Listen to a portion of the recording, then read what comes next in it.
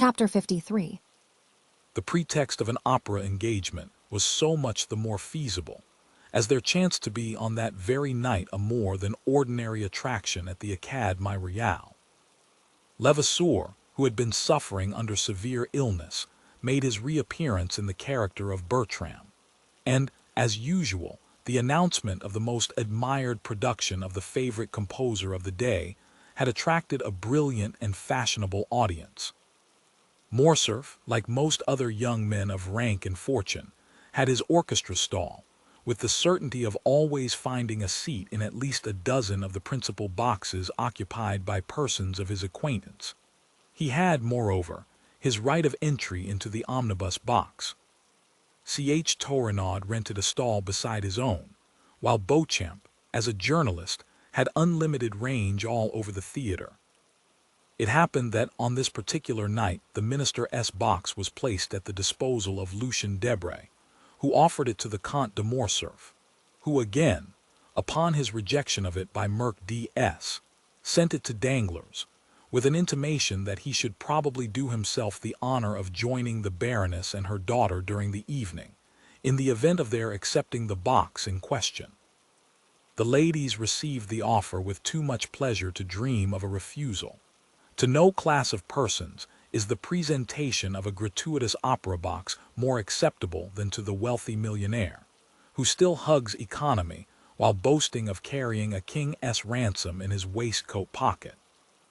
Danglars had, however, protested against showing himself in a ministerial box, declaring that his political principles and his parliamentary position as member of the opposition party would not permit him so to commit himself.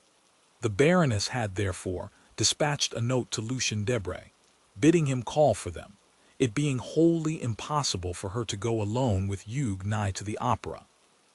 There is no gainsaying the fact that a very unfavorable construction would have been put upon the circumstance if the two women had gone without escort, while the addition of a third, in the person of her mother's admitted lover, enabled Mademoiselle Danglars to defy malice and ill nature.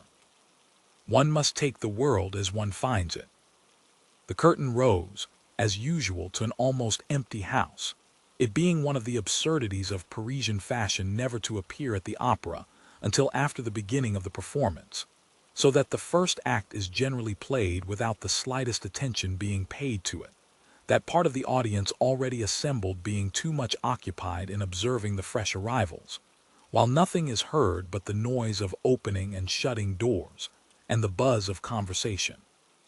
"Surely," said Albert, as the door of a box on the first circle opened, "that must be the Countess G."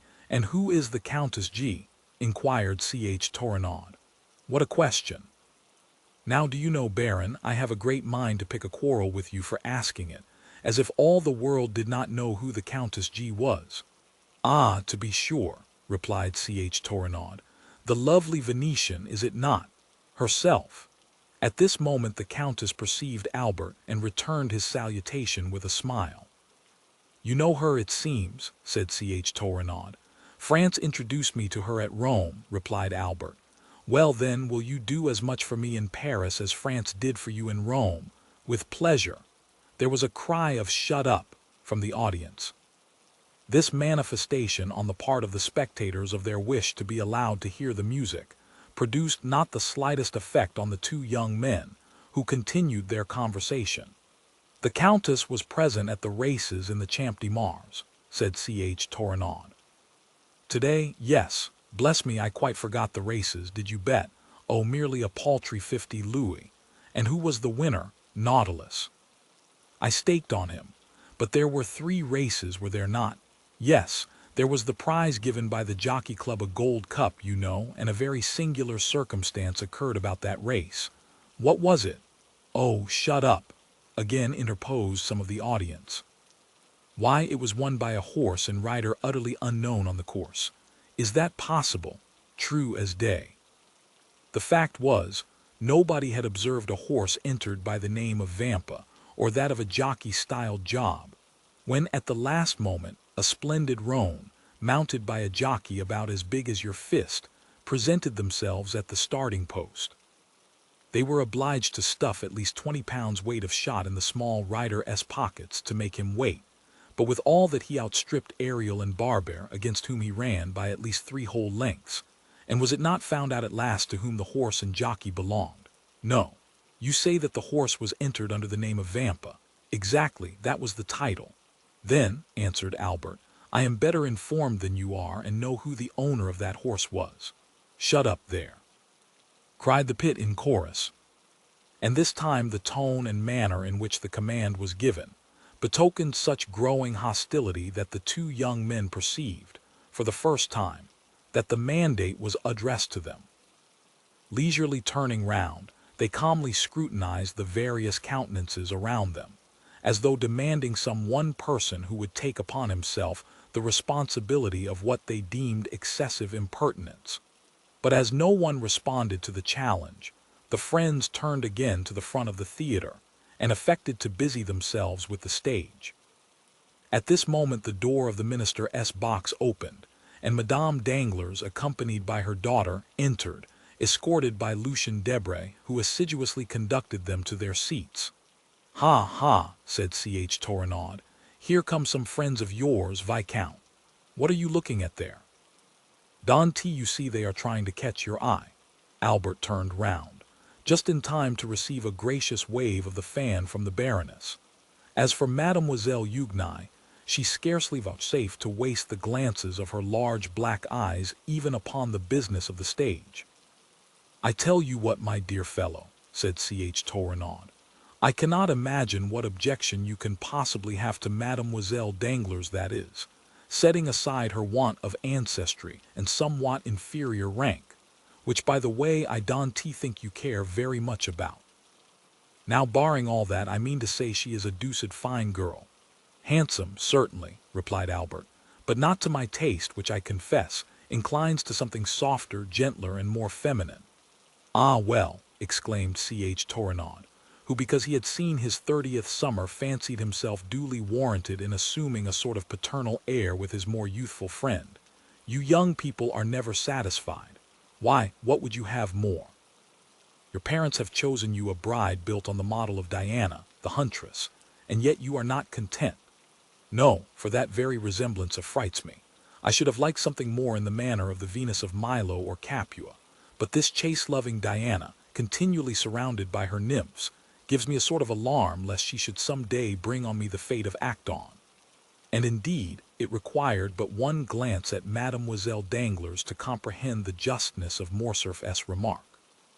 She was beautiful, but her beauty was of too marked and decided a character to please a fastidious taste. Her hair was raven black, but its natural waves seemed somewhat rebellious. Her eyes, of the same color as her hair, were surmounted by well-arched brows, whose great defect, however, consisted in an almost habitual frown, while her whole physiognomy wore that expression of firmness and decision, so little in accordance with the gentler attributes of her sex. Her nose was precisely what a sculptor would have chosen for a chiseled Juno. Her mouth, which might have been found fault with as 2 large, displayed teeth of pearly whiteness, rendered still more conspicuous by the brilliant carmine of her lips, contrasting vividly with her naturally pale complexion.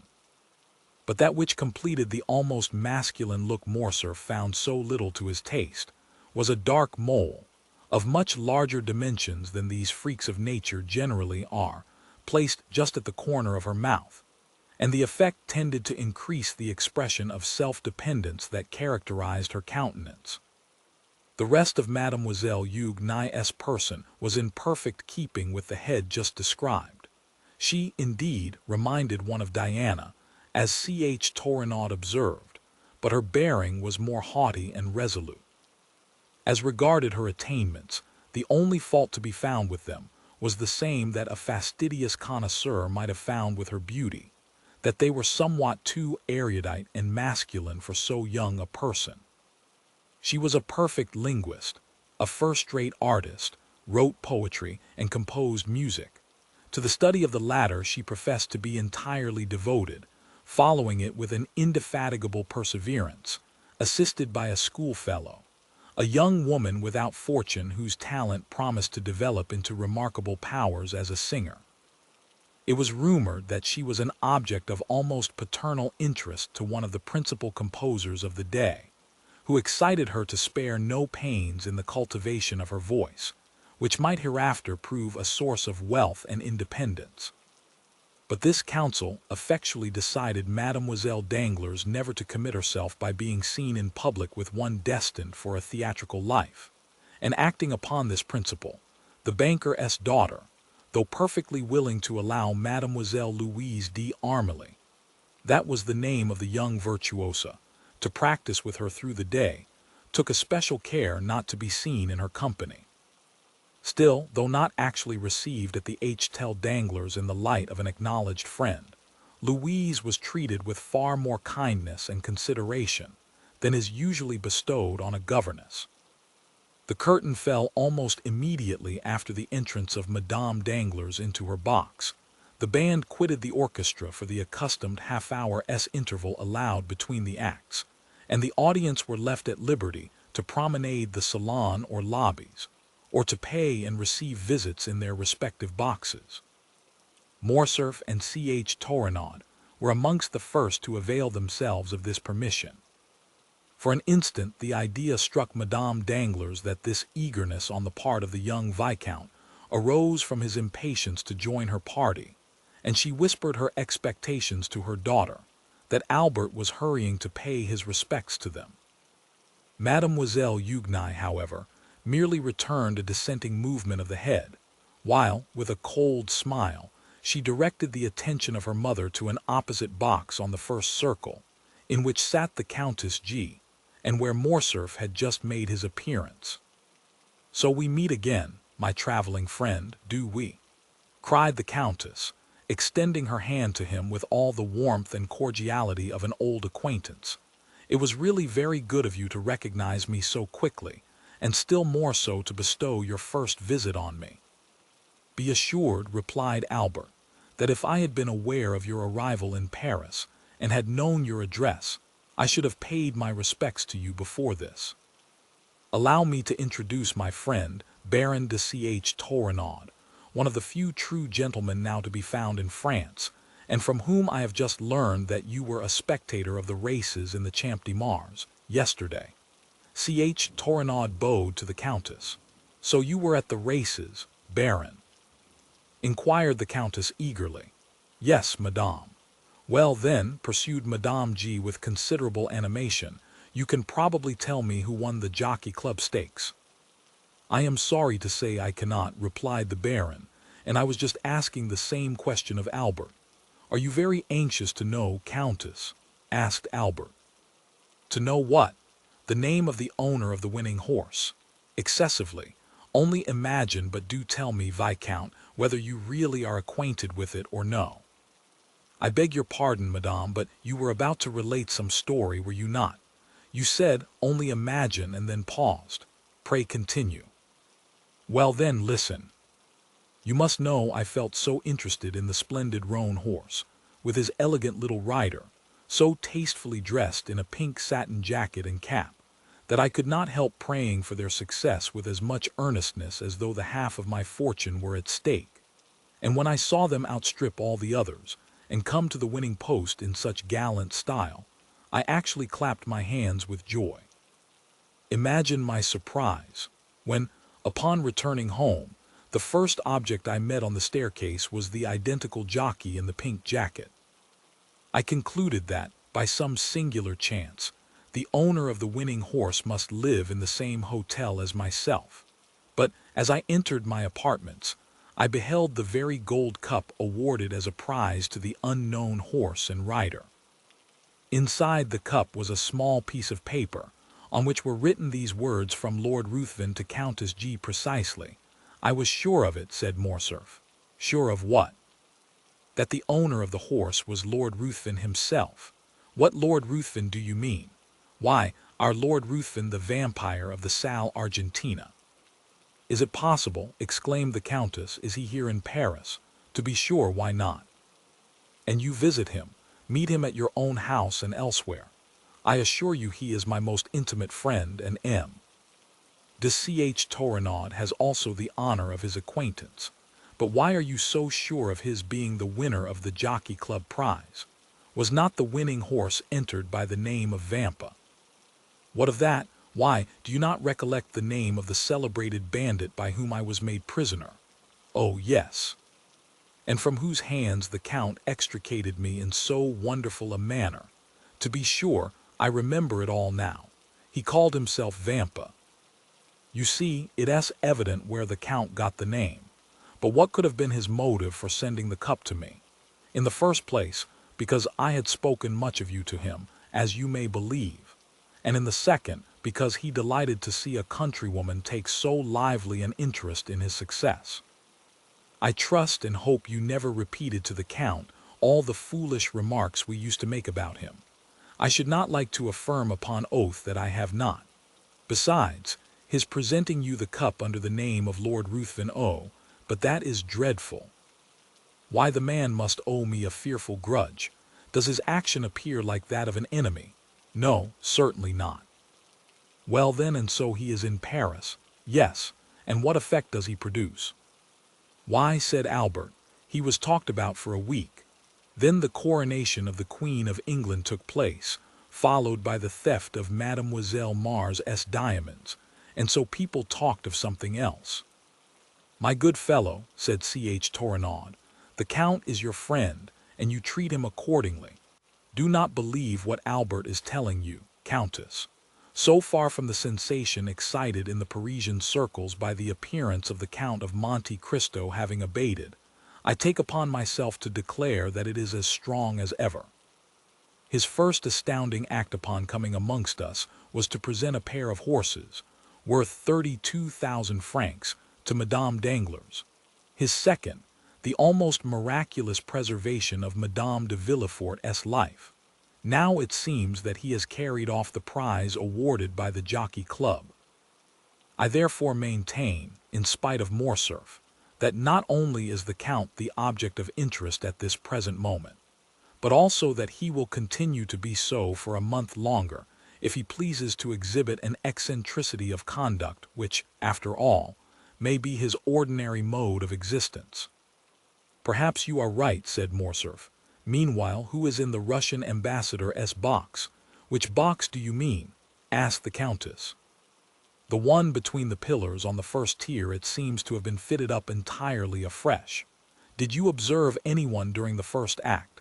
Asked Torenaud. Where? In that box?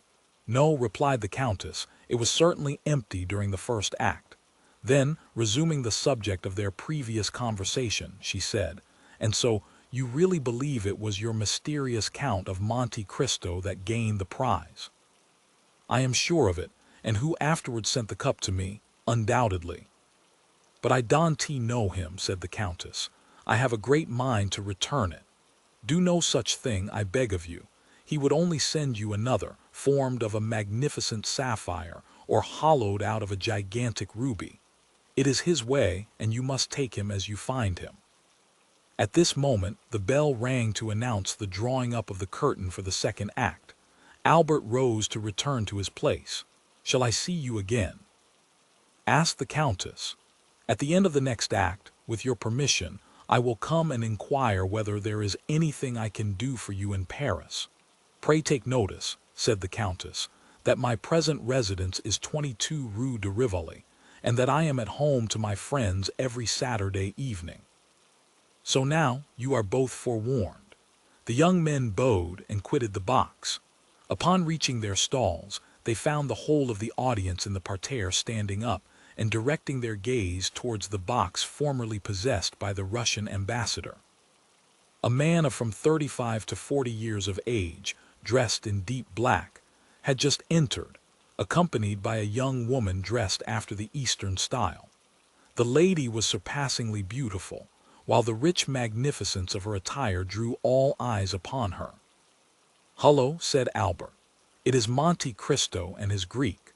The strangers were, indeed, no other than the Count and Haydée. In a few moments the young girl had attracted the attention of the whole house, and even the occupants of the boxes leaned forward to scrutinize her magnificent diamonds. The second act passed away during one continued buzz of voices, one deep whisper, intimating that some great and universally interesting event had occurred. All eyes, all thoughts, were occupied with the young and beautiful woman, whose gorgeous apparel and splendid jewels made a most extraordinary spectacle. Upon this occasion, an unmistakable sign from Madame Danglars intimated her desire to see Albert in her box directly.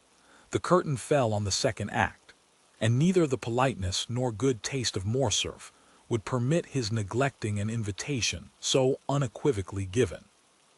At the close of the act he therefore went to the Baroness.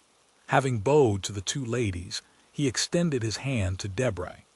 By the Baroness he was most graciously welcomed, while Huguenot received him with her accustomed coldness. "My dear fellow," said Debray, "you have come in the nick of time. There is Madame overwhelming me with questions respecting the Count. She insists upon it that I can tell her his birth, education, and parentage, where he came from, and whither he is going." Being no disciple of Cagliostro, I was wholly unable to do this. So, by way of getting out of the scrape, I said, "Ask Morcerf. He has got the whole history of his beloved Monte Cristo at his fingers' ends." Whereupon the Baroness signified her desire to see you. "Is it not almost incredible," said Madame Danglars, "that a person having at least 500,000 of Secret Service money at his command should possess so little information?" "Let me assure you, Madame," said Lucien, "that had I really the sum you mention at my disposal, I would employ it more profitably than in troubling myself to obtain particulars respecting the Count of Monte Cristo, whose only merit in my eyes consists in his being twice as rich as a nabob. However, I have turned the business over to Morcerf, so pray settle it with him as may be most agreeable to you. For my own part, I care nothing about the Count or his mysterious doings. I am very sure no nabob would have sent me a pair of horses worth 32,000 francs, wearing on their heads 4 diamonds valued at 5,000 francs each." "He seems to have a mania for diamonds," said Morcerf, smiling, "and I verily believe that, like Potemkin, he keeps his pockets filled, for the sake of strewing them along the road, as Tom Thumb did his flint stones." "Perhaps he has discovered some mine," said Madame Danglars. "I suppose you know he has an order for unlimited credit on the Baron's banking establishment." "I was not aware of it," replied Albert, "but I can readily believe it. And further, that he stated to M. Danglars his intention of only staying a year in Paris, during which time he proposed to spend 6 millions. He must be the Shah of Persia, traveling incog. Have you noticed the remarkable beauty of the young woman, M. Lucien?" inquired Huguenot.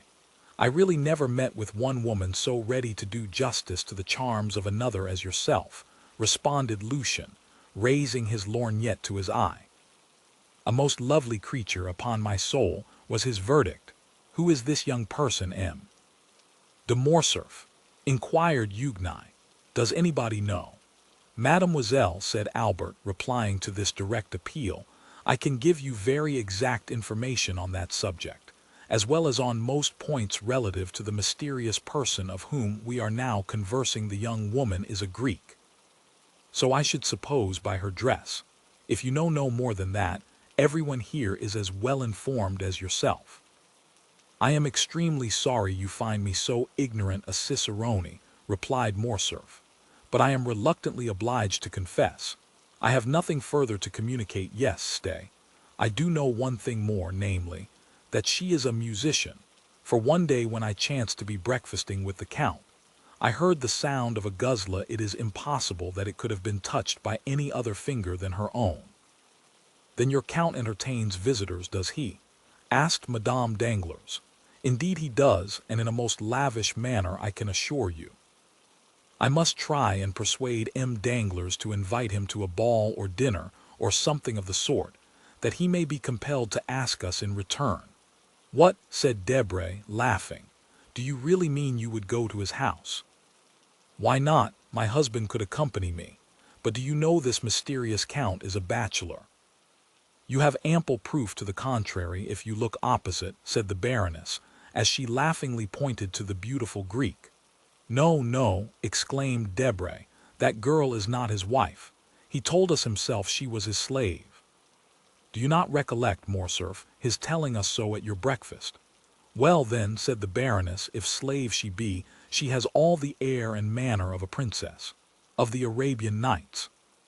If you like, but tell me, my dear Lucian, what it is that constitutes a princess. Why, diamonds, and she is covered with them.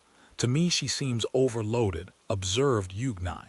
She would look far better if she wore fewer, and we should then be able to see her finely formed throat and wrists. See how the artist peeps out, exclaimed Madame Danglars. My poor Huguenot, you must conceal your passion for the fine arts. I admire all that is beautiful, returned the young lady. What do you think of the Count?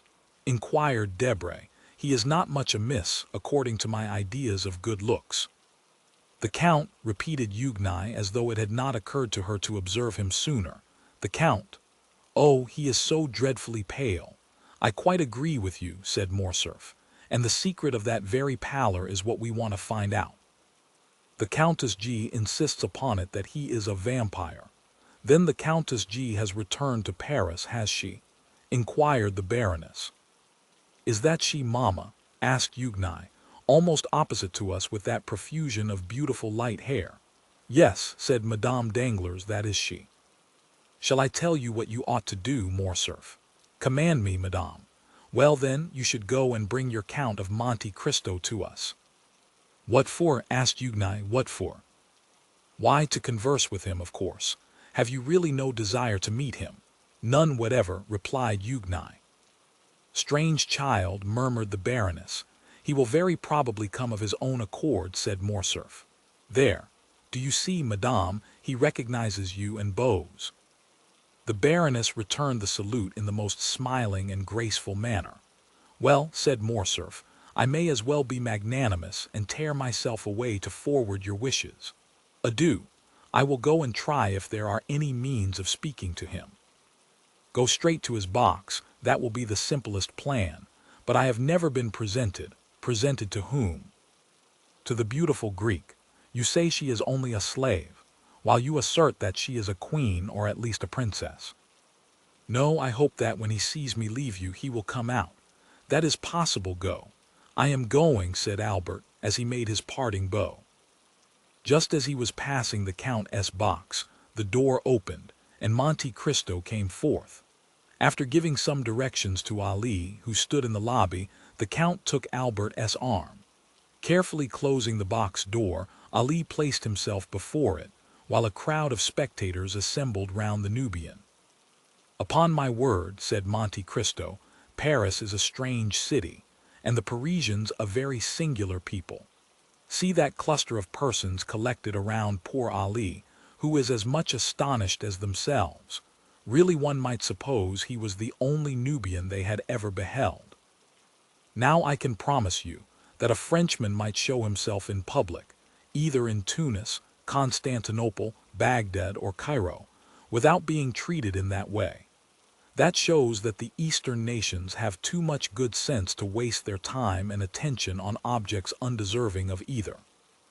However, as far as Ali is concerned, I can assure you, the interest he excites is merely from the circumstance of his being your attendant, you, who are at this moment the most celebrated and fashionable person in Paris. Really, and what has procured me so flattering a distinction? What? Why, yourself, to be sure. You give away horses worth 1,000 louis. You save the lives of ladies of high rank and beauty. Under the name of Major Black you run thoroughbreds ridden by tiny urchins not larger than marmots. Then, when you have carried off the golden trophy of victory, instead of setting any value on it, you give it to the first handsome woman you think of. And who has filled your head with all this nonsense? Why, in the first place, I heard it from Madame Danglars, who, by the by, is dying to see you in her box, or to have you seen there by others. Secondly, I learned it from Beauchamp's journal, and thirdly, from my own imagination. Why, if you sought concealment, did you call your horse Vampa? "That was an oversight, certainly," replied the Count. "But tell me, does the Count of Morcerf never visit the opera? I have been looking for him, but without success." "He will be here tonight." "In what part of the house?" "In the Baroness's box, I believe." "That charming young woman with her is her daughter." "Yes, I congratulate you." Morcerf smiled. "We will discuss that subject at length some future time," said he. "But what do you think of the music?" "What music?" "Why, the music you have been listening to." "Oh, it is well enough as the production of a human composer, sung by featherless bipeds, to quote the late Diogenes. From which it would seem, my dear Count, that you can at pleasure enjoy the seraphic strains that proceed from the 7 choirs of paradise." "You are right, in some degree. When I wish to listen to sounds more exquisitely attuned to melody than mortal ear ever yet listened to, I go to sleep." "Then sleep here, my dear Count. The conditions are favorable. What else was opera invented for? No, thank you. Your orchestra is too noisy. To sleep after the manner I speak of, absolute calm and silence are necessary, and then a certain preparation. I know the famous hashish." "Precisely. So, my dear Viscount, whenever you wish to be regaled with music, come and sup with me." "I have already enjoyed that treat when breakfasting with you," said Morcerf. "Do you mean at Rome?" "I do." "Ah, then, I suppose you heard Haid es Guzla. The poor exile frequently beguiles a weary hour in playing over to me the airs of her native land." Morcerf did not pursue the subject, and Monte Cristo himself fell into a silent reverie. The bell rang at this moment for the rising of the curtain. "You will excuse my leaving you," said the Count, turning in the direction of his box. "What? Are you going? Pray, say everything that is kind to Countess G. on the part of her friend the vampire. And what message shall I convey to the Baroness?" "That, with her permission, I shall do myself the honor of paying my respects in the course of the evening." The third act had begun, and during its progress the Count of Morcerf, according to his promise, made his appearance in the box of Madame Danglars. The Count of Morcerf was not a person to excite either interest or curiosity in a place of public amusement. His presence, therefore, was wholly unnoticed, save by the occupants of the box in which he had just seated himself. The quick eye of Monte Cristo, however, marked his coming, and a slight though meaning smile passed over his lips. Haid E., whose soul seemed scented in the business of the stage, like all unsophisticated natures, delighted in whatever addressed itself to the eye or ear. The third act passed off as usual. Mademoiselle Noblet, Julia, and Leroux executed the customary pirouettes. Robert duly challenged the Prince of Granada, and the royal father of the Princess Isabella, taking his daughter by the hand, swept round the stage with majestic strides, the better to display the rich folds of his velvet robe and mantle. After which the curtain again fell, and the spectators poured forth from the theater into the lobbies and salon. The Count left his box, and a moment later was saluting the Baron Danglars, who could not restrain a cry of mingled pleasure and surprise. "You are welcome, Count," she exclaimed as he entered. "I have been most anxious to see you, that I might repeat orally the thanks writing can so ill express. Surely so trifling a circumstance cannot deserve a place in your remembrance." "Believe me, madame, I had entirely forgotten it. But it is not so easy to forget, monsieur, that the very next day after your princely gift, you saved the life of my dear friend, Madame de Villefort, which was endangered by the very animals your generosity restored to me. This time, at least, I do not deserve your thanks. It was Ali, my Nubian slave, who rendered this service to Madame de Villefort." "Was it Ali," asked the Count of Morcerf, "who rescued my son from the hands of bandits?" "No, Count," replied Monte Cristo, taking the hand held out to him by the general. "In this instance I may fairly and freely accept your thanks, but you have already tendered them, and fully discharged your debt, if indeed there existed one, and I feel almost mortified to find you still reverting to the subject. May I beg of you, Baroness, to honor me with an introduction to your daughter?" "Oh, "You are no stranger, at least not by name," replied Madame Danglars, "and the last 2 or 3 days we have really talked of nothing but you." "Huguenot," continued the Baroness, turning towards her daughter, "this is the Count of Monte Cristo." The Count bowed, while Mademoiselle Danglars bent her head slightly. "You have a charming young person with you tonight, Count," said Huguenot. "Is she your daughter?" "No, mademoiselle," said Monte Cristo, astonished at the coolness and freedom of the question. "She is a poor, unfortunate Greek left under my care." "And what is her name?" "Haydée," replied Monte Cristo, "a Greek." Murmured the Count of Morcerf. "Yes, indeed, Count," said Madame Danglars. "And tell me, did you ever see at the court of Ali Tepelini, whom you so gloriously and valiantly served, a more exquisite beauty or richer costume?" "Did I hear rightly, monsieur," said Monte Cristo, "that you served at Yanina?" "I was Inspector General of the Pasha's troops," replied Morcerf, "and it is no secret that I owe my fortune, such as it is, to the liberality of the illustrious Albanese chief." "But look!" exclaimed Madame Danglars. "Where?" stammered Morcerf. "There," said Monte Cristo, placing his arms around the Count, and leaning with him over the front of the box, just as Haydée, whose eyes were occupied in examining the theater in search of her guardian, perceived his pale features close to Morcerf's face. It was as if the young girl beheld the head of Medusa. She bent forwards as though to assure herself of the reality of what she saw, then, uttering a faint cry, threw herself back in her seat. The sound was heard by the people about Ali, who instantly opened the box door. "Why, Count," exclaimed Huguenot, "what has happened to your ward? She seems to have been taken suddenly ill." "Very probably," answered the Count. "But do not be alarmed on her account. Haydée's nervous system is delicately organized, and she is peculiarly susceptible to the odors even of flowers, nay, there are some which cause her to faint if brought into her presence. However," continued Monte Cristo, drawing a small phial from his pocket, "I have an infallible remedy." So saying, he bowed to the Baroness and her daughter, exchanged a parting shake of the hand with Debray and the Count, and left Madame Danglars' box. Upon his return to Haydée, he found her still very pale. As soon as she saw him, she seized his hand. Her own hands were moist and icy cold.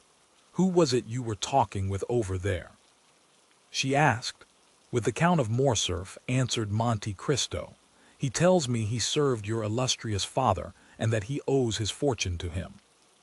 "Wretch!" exclaimed Haydée, her eyes flashing with rage. "He sold my father to the Turks, and the fortune he boasts of was the price of his treachery. Did not you know that, my dear lord?" "Something of this I heard in a papyrus," said Monte Cristo, "but the particulars are still unknown to me. You shall relate them to me, my child. They are, no doubt, both curious and interesting." "Yes, yes, but let us go. I feel as though it would kill me to remain long near that dreadful man."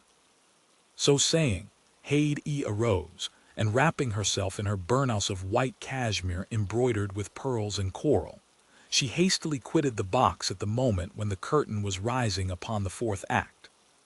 "Do you observe," said the Countess G. to Albert, who had returned to her side, "that man does nothing like other people.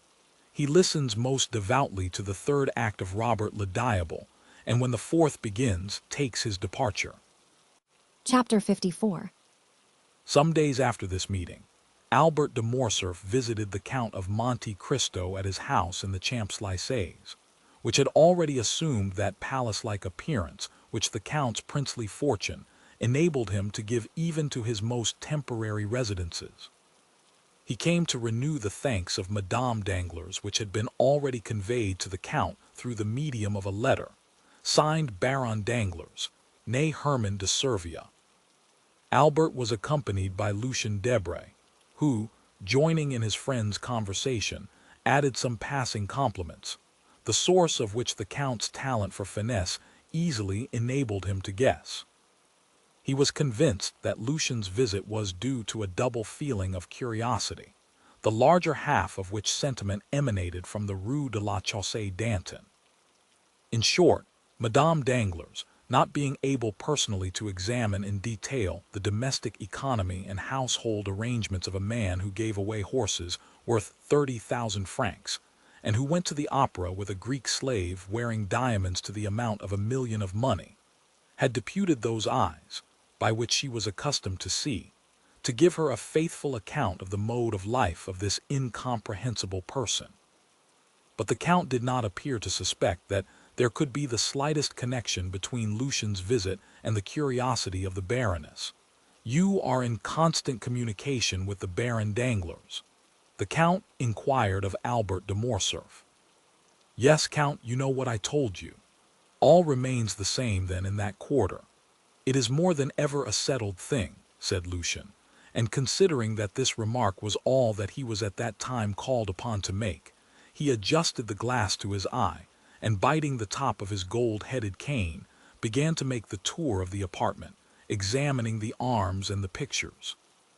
"Ah," said Monte Cristo, "I did not expect that the affair would be so promptly concluded. Oh, things take their course without our assistance. While we are forgetting them, they are falling into their appointed order, and when, again, our attention is directed to them, we are surprised at the progress they have made towards the proposed end. My father and M. Danglars served together in Spain, my father in the army and M. Danglars in the commissariat department. It was there that my father, ruined by the Revolution, and M. Danglars, who never had possessed any patrimony, both laid the foundations of their different fortunes." "Yes," said Monte Cristo, "I think M. Danglars mentioned that in a visit which I paid him, and," continued he, casting a side glance at Lucien, who was turning over the leaves of an album, "Mademoiselle Eugénie is pretty. I think I remember that to be her name." "Very pretty, or rather very beautiful," replied Albert, "but of that style of beauty which I do not appreciate. I am an ungrateful fellow. You speak as if you were already her husband." "Ah," returned Albert, in his turn looking around to see what Lucien was doing. "Really," said Monte Cristo, lowering his voice, "you do not appear to me to be very enthusiastic on the subject of this marriage." "Mademoiselle Danglars is too rich for me," replied Morcerf, "and that frightens me." "Bah!" exclaimed Monte Cristo, "that's a fine reason to give. Are you not rich yourself? My father's income is about 50,000 francs per annum, and he will give me perhaps 10 or 12,000 when I marry. That perhaps might not be considered a large sum in Paris especially," said the Count, "but everything does not depend on wealth, and it is a fine thing to have a good name, and to occupy a high station in society. Your name is celebrated, your position magnificent, and then the Comte de Morcerf is a soldier, and it is pleasing to see the integrity of a Bayard united to the poverty of a Duguesclin. Disinterestedness is the brightest ray in which a noble sword can shine. As for me, I consider the union with Mademoiselle Danglars a most suitable one. She will enrich you, and you will ennoble her." Albert shook his head and looked thoughtful. "There is still something else," said he. "I confess," observed Monte Cristo, "that I have some difficulty in comprehending your objection to a young lady who is both rich and beautiful." "Oh," said Morcerf, "this repugnance, if repugnance it may be called, is not all on my side. Whence can it arise, then? For you told me your father desired the marriage. It is my mother who dissents. She has a clear and penetrating judgment, and does not smile on the proposed union.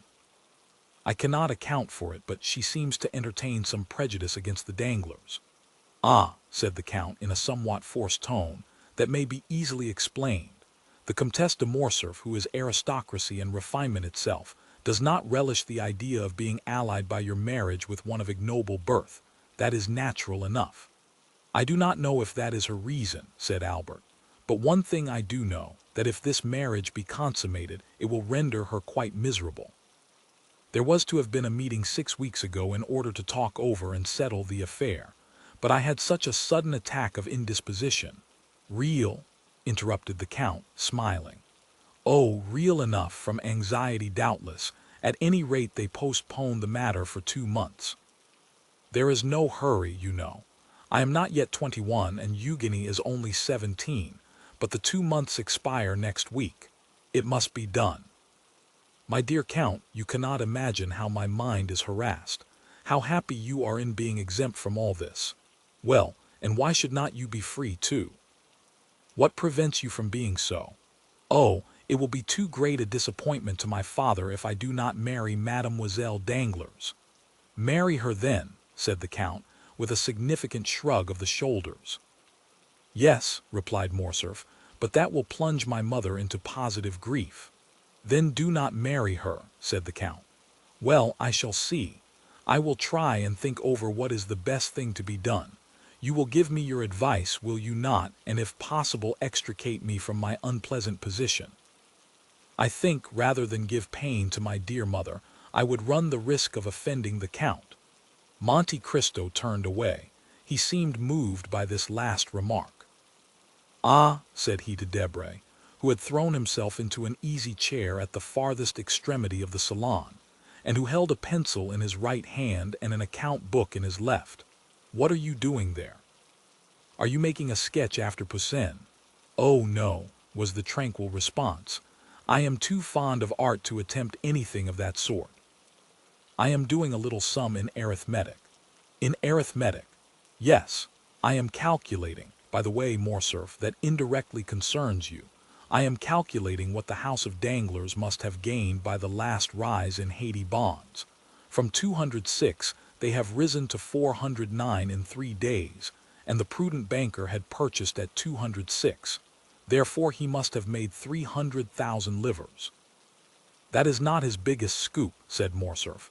Did he not make 1,000,000 in Spaniards this last year? My dear fellow, said Lucien, here is the Count of Monte Cristo, who will say to you, as the Italians do, denaro e santità meta della meta. When they tell me such things, I only shrug my shoulders and say nothing. But you were speaking of Haitians, said Monte Cristo. Ah, Haitians, that is quite another thing. Haitians are the écarté of French stock jobbing. We may, like Bouillat, delight in whist, be enraptured with Boston, and yet grow tired of them all. But we always come back to écarté. It is not only a game, it is a hors d'oeuvre. M. Danglars sold yesterday at 405, and pockets 300,000 francs. He but waited till today. The price would have fallen to 205, and instead of gaining 300,000 francs, he would have lost 20 or 25,000. And what has caused the sudden fall from 409 to 206? Asked Monte Cristo. I am profoundly ignorant of all these stock-jobbing intrigues. Because, said Albert, laughing, one piece of news follows another, and there is often great dissimilarity between them.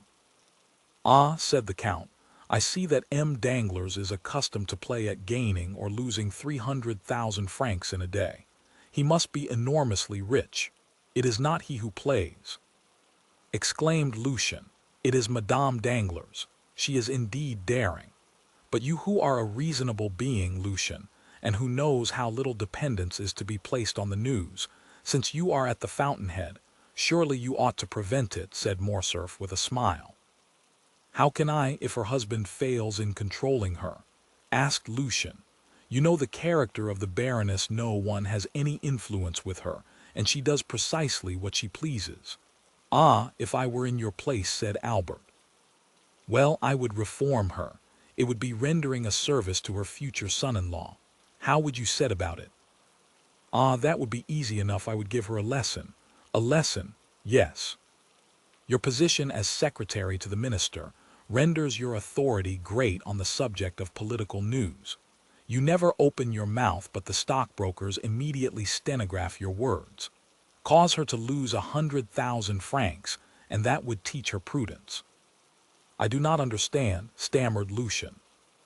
It is very clear, notwithstanding, replied the young man, with an artlessness wholly free from affectation. Tell her some fine morning an unheard-of piece of intelligence, some telegraphic dispatch, of which you alone are in possession. For instance, that Henry IV was seen yesterday at Gabriel S. That would boom the market. She will buy heavily, and she will certainly lose when Beauchamp announces the following day, in his Gazette, The report circulated by some usually well-informed persons that the king was seen yesterday at Gabrielle's house is totally without foundation. We can positively assert that His Majesty did not quit the Pont Neuf. Lucien half smiled. Monte Cristo, although apparently indifferent, had not lost one word of this conversation, and his penetrating eye had even read a hidden secret in the embarrassed manner of the secretary. This embarrassment had completely escaped Albert, but it caused Lucien to shorten his visit. He was evidently ill at ease. The Count, in taking leave of him, said something in a low voice, to which he answered willingly, "Count, I accept." The Count returned to young Morcerf. "Do you not think, on reflection," said he to him, "that you have done wrong in thus speaking of your mother-in-law in the presence of M. Debray?" "My dear Count," said Morcerf, "I beg of you not to apply that title so prematurely. Now, speaking without any exaggeration, is your mother really so very much averse to this marriage? So much so that the Baroness very rarely comes to the house, and my mother has not, I think, visited Madame Danglars twice in her whole life." "Then," said the Count, "I am emboldened to speak openly to you. M. Danglars is my banker. M. de Villefort has overwhelmed me with politeness in return for a service which a casual piece of good fortune enabled me to render him. I predict from all this an avalanche of dinners and routs. Now, in order not to presume on this, and also to be beforehand with them, I have, if agreeable to you, thought of inviting M. and Madame Danglars, and M. and Madame de Villefort, to my country house at Auteuil. If I were to invite you and the Count and Countess of Morcerf to this dinner, I should give it the appearance of being a matrimonial meeting, or at least Madame de Morcerf would look upon the affair in that light, especially if Baron Danglars did me the honor to bring his daughter. In that case your mother would hold me in aversion, and I do not at all wish that. On the contrary, I desire to stand high in her esteem. Indeed, Count," said Morcerf, "I thank you sincerely for having used so much candor towards me, and I gratefully accept the exclusion which you propose. You say you desire my mother's good opinion. I assure you it is already yours to a very unusual extent." "Do you think so?" said Monte Cristo with interest. "Oh, I am sure of it. We talked of you an hour after you left us the other day. But to return to what we were saying, if my mother could know of this attention on your part, and I will venture to tell her, I am sure that she will be most grateful to you. It is true that my father will be equally angry." The Count laughed. "Well," said he to Morcerf, "but I think your father will not be the only angry one. M. and Madame Danglars will think me a very ill-mannered person. They know that I am intimate with you, that you are, in fact, one of the oldest of my Parisian acquaintances, and they will not find you at my house. They will certainly ask me why I did not invite you. Be sure to provide yourself with some previous engagement which shall have a semblance of probability, and communicate the fact to me by a line in writing. You know that with bankers nothing but a written document will be valid." "I will do better than that," said Albert. "My mother is wishing to go to the seaside. What day is fixed for your dinner?" "Saturday. This is Tuesday. Well, tomorrow evening we leave, and the day after we shall be at Tr Port. Really, Count, you have a delightful way of setting people at their ease. Indeed, you give me more credit than I deserve. I only wish to do what will be agreeable to you, that is all. When shall you send your invitations?" "This very day." "Well, I will immediately call on M. Danglars, and tell him that my mother and myself must leave Paris tomorrow. I have not seen you, consequently I know nothing of your dinner. How foolish you are! Have you forgotten that M. Debray has just seen you at my house? Ah, true, fix it this way. I have seen you and invited you without any ceremony, when you instantly answered that it would be impossible for you to accept, as you were going to Tr Port. Well then, that is settled, but you will come and call on my mother before tomorrow. Before tomorrow. That will be a difficult matter to arrange. Besides, I shall just be in the way of all the preparations for departure. Well, You can do better. You were only a charming man before, but if you accede to my proposal, you will be adorable. What must I do to attain such sublimity? You are today free as air. Come and dine with me. We shall be a small party, only yourself, my mother, and I. You have scarcely seen my mother. You shall have an opportunity of observing her more closely. She is a remarkable woman, and I only regret that there does not exist another like her, about 20 years younger. In that case, I assure you, there would very soon be a Countess and Viscountess of Morcerf. As to my father, you will not see him. He is officially engaged and dines with the chief referendary. We will talk over our travels, and you, who have seen the whole world, will relate your adventures. You shall tell us the history of the beautiful Greek who was with you the other night at the opera, and whom you call your slave, and yet treat like a princess. We will talk Italian and Spanish. Come, accept my invitation, and my mother will thank you. 1,000 thanks, said the Count. Your invitation is most gracious, and I regret exceedingly that it is not in my power to accept it. I am not so much at liberty as you suppose. On the contrary, I have a most important engagement. Ah, take care. You were teaching me just now how, in case of an invitation to dinner, one might creditably make an excuse. I require the proof of a pre-engagement.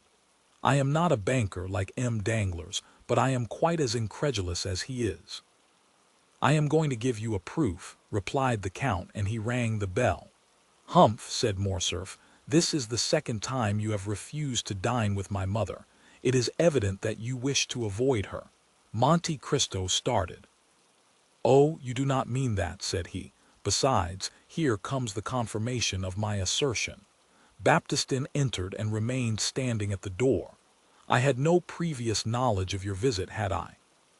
Indeed, you are such an extraordinary person that I would not answer for it. At all events, I could not guess that you would invite me to dinner. Probably not. Well, listen, Baptistin. What did I tell you this morning when I called you into my laboratory? To close the door against visitors as soon as the clock struck 5, replied the valet. What then? Ah, my dear Count, said Albert. No, no, I wish to do away with that mysterious reputation that you have given me, my dear Viscount. It is tiresome to be always acting Manfred. I wish my life to be free and open. Go on, Baptistin. Then to admit no one except Major Bartolomeo Cavalcanti and his son. You hear Major Bartolomeo Cavalcanti, a man who ranks amongst the most ancient nobility of Italy, whose name Dante has celebrated in the 10th canto of the Inferno. You remember it, do you not? Then there is his son, Andrea, a charming young man, about your own age, Viscount, bearing the same title as yourself, and who is making his entry into the Parisian world, aided by his father's millions. The Major will bring his son with him this evening, the Contino, as we say in Italy. He confides him to my care. If he proves himself worthy of it, I will do what I can to advance his interests. You will assist me in the work, will you not? Most undoubtedly. This Major Cavalcanti is an old friend of yours, then? By no means. He is a perfect nobleman, very polite, modest, and agreeable, such as may be found constantly in Italy, descendants of very ancient families. I have met him several times at Florence, Bologna, and Lucca, and he has now communicated to me the fact of his arrival in Paris. The acquaintances one makes in traveling have a sort of claim on one. They everywhere expect to receive the same attention which you once paid them by chance, as though the civilities of a passing hour were likely to awaken any lasting interest in favor of the man in whose society you may happen to be thrown in the course of your journey. This good Major Cavalcanti is come to take a second view of Paris, which he only saw in passing through in the time of the Empire, when he was on his way to Moscow. I shall give him a good dinner, he will confide his son to my care, I will promise to watch over him, I shall let him follow in whatever path his folly may lead him, and then I shall have done my part. Certainly. I see you are a model mentor, said Albert. Goodbye. We shall return on Sunday. By the way, I have received news of France. Have you? Is he still amusing himself in Italy? I believe so. However, he regrets your absence extremely. He says you were the son of Rome, and that without you all appears dark and cloudy. I do not know if he does not even go so far as to say that it rains. His opinion of me is altered for the better then. No, he still persists in looking upon you as the most incomprehensible and mysterious of beings. He is a charming young man, said Monte Cristo, and I felt a lively interest in him the very first evening of my introduction, when I met him in search of a supper, and prevailed upon him to accept a portion of mine. He is, I think, the son of General D. Pinay. He is. The same who was so shamefully assassinated in 1815 by the Bonapartists. Yes. Really, I like him extremely. Is there not also a matrimonial engagement contemplated for him?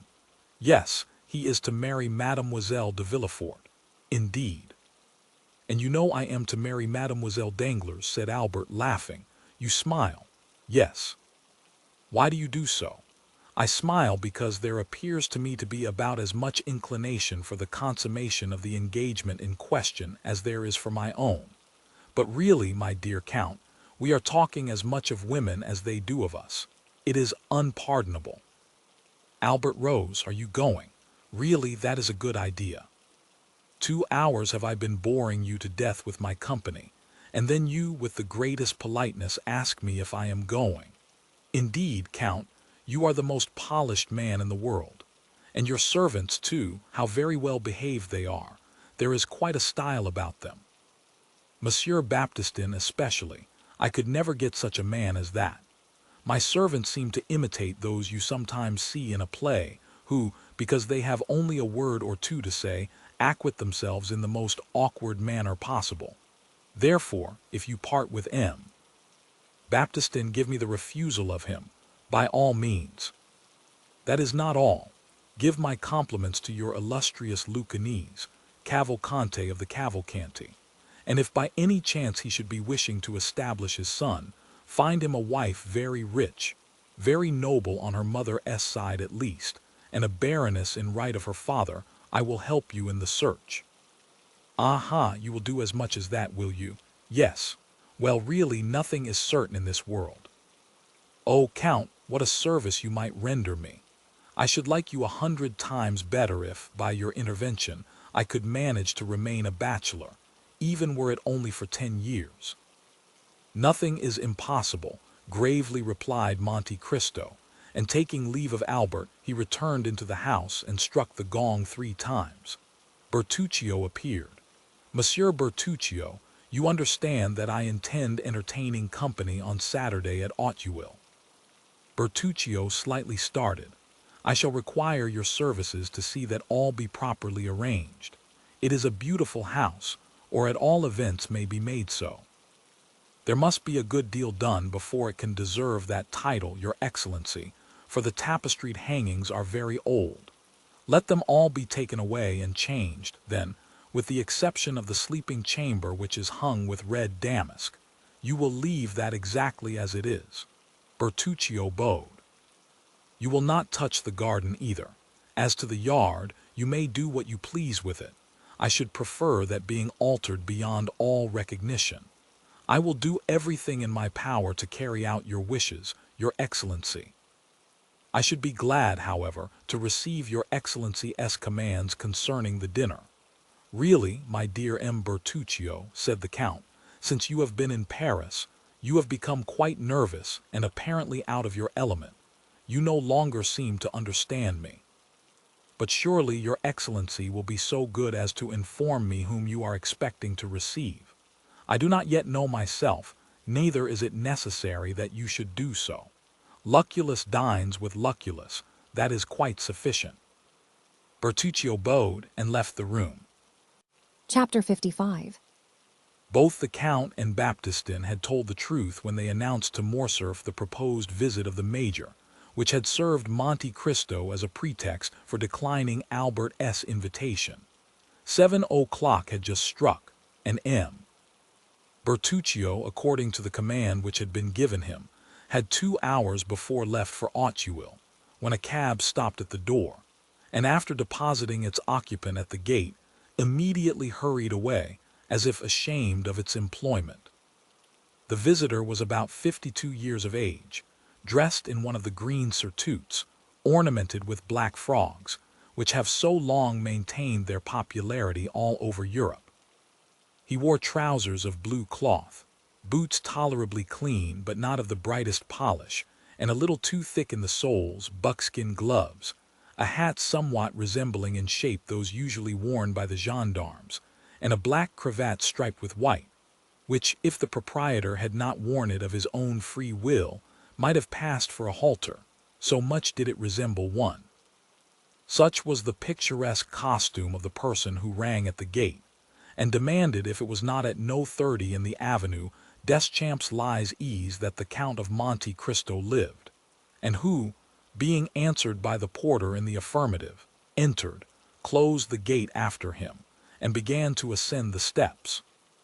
The small and angular head of this man, his white hair and thick gray mustaches, caused him to be easily recognized by Baptistin, who had received an exact description of the expected visitor, and who was awaiting him in the hall.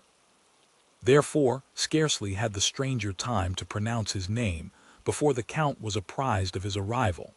He was ushered into a simple and elegant drawing-room, and the Count rose to meet him with a smiling air. "Ah, my dear sir, you are most welcome. I was expecting you." "Indeed," said the Italian. "Was your Excellency then aware of my visit?" "Yes, I had been told that I should see you today at 7 o'clock. Then you have received full information concerning my arrival?" "Of course." "Ah, so much the better. I feared this little precaution might have been forgot." "What precaution?" "That of informing you beforehand of my coming." "Oh no, it has not. But you are sure you are not mistaken?" "Very sure." "It really was I whom your Excellency expected at 7 o'clock this evening. I will prove it to you beyond a doubt." "Oh no, never mind that," said the Italian. "It is not worth the trouble." "Yes, yes," said Monte Cristo. His visitor appeared slightly uneasy. "Let me see," said the Count. "Are you not the Marquis Bartolomeo Cavalcanti?" "Bartolomeo Cavalcanti," joyfully replied the Italian. "Yes, I am really he. Ex-major in the Austrian service." "Was I a major?" timidly asked the old soldier. "Yes," said Monte Cristo, "you were a major. That is the title the French give to the post which you filled in Italy." "Very good," said the major. "I do not demand more, you understand." "Your visit here today is not of your own suggestion, is it?" said Monte Cristo. "No, certainly not. You were sent by some other person." "Yes, by the excellent Abbé Busoni." "Exactly so," said the delighted major. "And you have a letter." "Yes, there it is." "Give it to me, then." And Monte Cristo took the letter, which he opened and read. The major looked at the Count with his large starring eyes, and then took a survey of the apartment, but his gaze almost immediately reverted to the proprietor of the room. "Yes, yes, I see. Major Cavalcanti, a worthy patrician of Lucca, a descendant of the Cavalcanti of Florence," continued Monte Cristo, reading aloud, "possessing an income of 500,000. Monte Cristo raised his eyes from the paper and bowed. "500,000, said he. "Magnificent. 500,000, is it?" said the major. "Yes, in so many words, and it must be so, for the abbé knows correctly the amount of all the largest fortunes in Europe." "Be it 500,000 then, but on my word of honor, I had no idea that it was so much." "Because you are robbed by your steward. You must make some reformation in that quarter." "You have opened my eyes," said the Italian gravely. "I will show the gentleman the door." Monte Cristo resumed the perusal of the letter, and who only needs one thing more to make him happy. "Yes, indeed, but one," said the major with a sigh. "Which is to recover a lost and adored son." "A lost and adored son, stolen away in his infancy, either by an enemy of his noble family or by the gypsies. At the age of 5 years, said the major with a deep sigh and raising his eye to heaven. "Unhappy father," said Monte Cristo. The Count continued, "I have given him renewed life and hope, in the assurance that you have the power of restoring the son whom he has vainly sought for 15 years. The major looked at the Count with an indescribable expression of anxiety. "I have the power of so doing," said Monte Cristo. The major recovered his self-possession. "So then," said he, "the letter was true to the end. Did you doubt it, my dear Monsieur Bartolomeo? No, indeed, certainly not. A good man, a man holding religious office as does the Abbé Busoni, could not condescend to deceive or play off a joke, but your Excellency has not read all." "Ah, true," said Monte Cristo, "there is a postscript." "Yes, yes," repeated the major, "yes, there is a postscript. In order to save Major Cavalcanti the trouble of drawing on his banker, I send him a draft for 2,000 francs to defray his traveling expenses, and credit on you for the further sum of 48,000 francs, which you still owe me." The major awaited the conclusion of the postscript, apparently with great anxiety. "Very good," said the Count. "He said very good," muttered the major. "Then, sir," replied he. "Then what?" asked Monte Cristo. "Then the postscript." "Well, what of the postscript?" "Then the postscript is as favorably received by you as the rest of the letter. Certainly, the Abbé Busoni and myself have a small account open between us. I do not remember if it is exactly 48,000 francs, which I am still owing him, but I dare say we shall not dispute the difference. You attach great importance, then, to this postscript, my dear Monsieur Cavalcanti. I must explain to you," said the major, "that, fully confiding in the signature of the Abbé Busoni, I had not provided myself with any other funds, so that if this resource had failed me, I should have found myself very unpleasantly situated in Paris." "Is it possible that a man of your standing should be embarrassed anywhere?" said Monte Cristo. "Why, really I know no one," said the major. "But then you yourself are known to others." "Yes, I am known, so that—" "Proceed, my dear Monsieur Cavalcanti." "So that you will remit to me these 48,000 francs." "Certainly, at your first request." The major's eyes dilated with pleasing astonishment. "But sit down," said Monte Cristo. "Really, I do not know what I have been thinking of. I have positively kept you standing for the last quarter of an hour." "Don't mention it." The major drew an armchair towards him and proceeded to seat himself. "Now," said the Count, "what will you take, a glass of sherry, port, or Alicante?" "Alicante, if you please, it is my favorite wine." "I have some that is very good." "You will take a biscuit with it, will you not?" "Yes, I will take a biscuit, as you are so obliging." Monte Cristo rang. Baptistin appeared. The Count advanced to meet him. "Well," said he in a low voice. "The young man is here," said the valet de chamber in the same tone. "Into what room did you take him?" "Into the blue drawing-room, according to your Excellency's orders." "That's right. Now bring the Alicante and some biscuits." Baptistin left the room.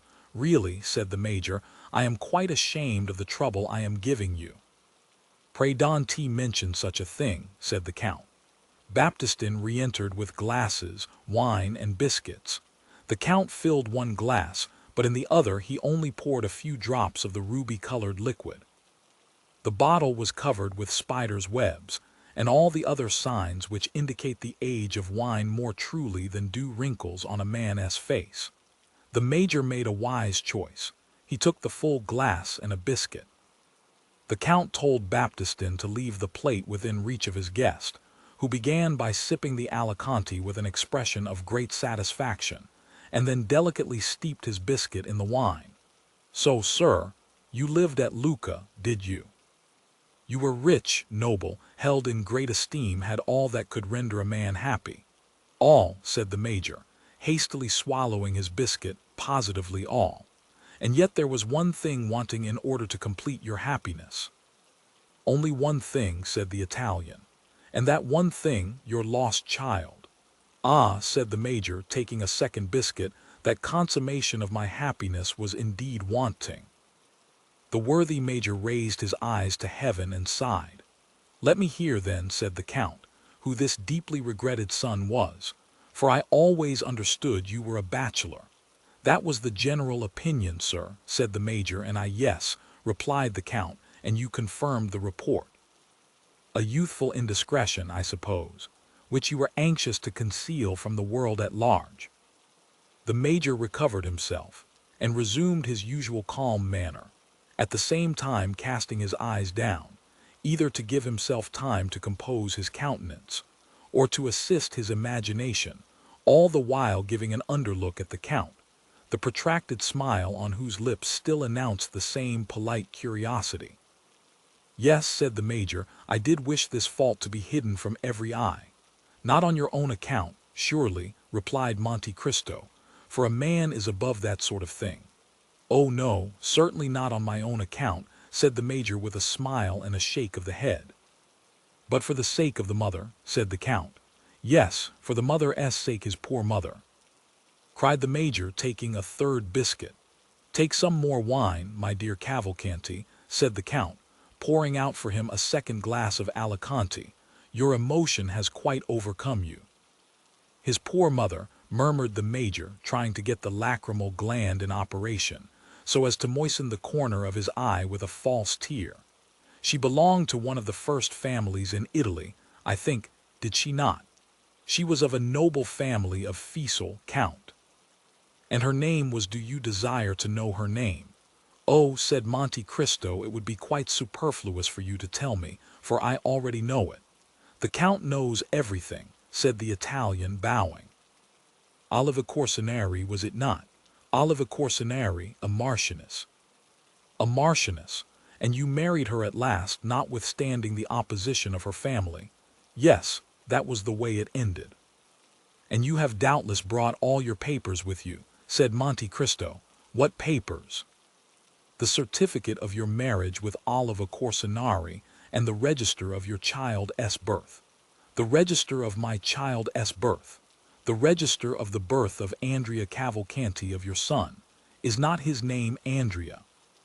"I believe so," said the Major. "What, you believe so?" "I dare not positively assert it, as he has been lost for so long a time."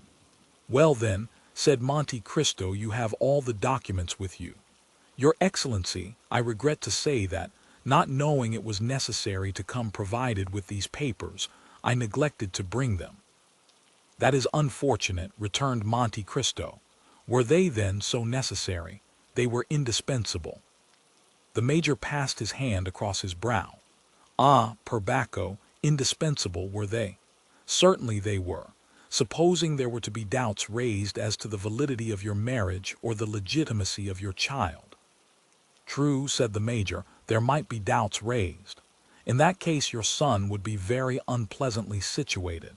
It would be fatal to his interests. It might cause him to fail in some desirable matrimonial alliance. O peccato! You must know that in France they are very particular on these points. It is not sufficient, as in Italy, to go to the priest and say, 'We love each other and want you to marry us.' Marriage is a civil affair in France, and in order to marry in an orthodox manner, you must have papers which undeniably establish your identity. That is the misfortune. You see, I have not these necessary papers." "Fortunately I have them, though," said Monte Cristo. Yes. You have them, I have them. Ah, indeed," said the Major, who, seeing the object of his journey frustrated by the absence of the papers, feared also that his forgetfulness might give rise to some difficulty concerning the 48,000 francs. "Ah, indeed, that is a fortunate circumstance." "Yes, that really is lucky, for it never occurred to me to bring them." "I do not at all wonder at it, one cannot think of everything. But happily the Abbé Busoni thought for you. He is an excellent person. He is extremely prudent and thoughtful." "He is an admirable man," said the Major, "and he sent them to you. Here they are." The Major clasped his hands in token of admiration. "You married Oliva Corsinari in the church of San Paolo del Monte Catini. Here is the priest's certificate." "Yes, indeed, there it is truly," said the Italian, looking on with astonishment. "And here is Andrea Cavalcanti's baptismal register, given by the cur of Saravza." "All quite correct. Take these documents, then. They do not concern me. You will give them to your son, who will, of course, take great care of them." "I should think so, indeed. If he were to lose them, well, and if he were to lose them," said Monte Cristo. In that case, replied the Major, it would be necessary to write to the Cur for duplicates, and it would be some time before they could be obtained. It would be a difficult matter to arrange, said Monte Cristo. Almost an impossibility, replied the Major. I am very glad to see that you understand the value of these papers. I regard them as invaluable. Now, said Monte Cristo as to the mother of the young man, repeated the Italian, with anxiety. As regards the Marchesa Corsinari, really, said the Major, difficulties seem to thicken upon us. Will she be wanted in any way? No, sir, replied Monte Cristo. Besides, has she not? Yes, sir, said the Major, she has paid the last debt of nature. Alas, yes, returned the Italian. I knew that, said Monte Cristo. She has been dead these 10 years. And I am still mourning her loss, exclaimed the Major, drawing from his pocket a checked handkerchief, and alternately wiping first the left and then the right eye. What would you have? Said Monte Cristo, we are all mortal. Now you understand, my dear Monsieur Cavalcanti, that it is useless for you to tell people in France that you have been separated from your son for 15 years. Stories of gypsies who steal children are not at all in vogue in this part of the world, and would not be believed. You sent him for his education to a college in one of the provinces, and now you wish him to complete his education in the Parisian world. That is the reason which has induced you to leave Viareggio, where you have lived since the death of your wife. That will be sufficient. You think so? Certainly, very well then. If they should hear of the separation, yes, what could I say?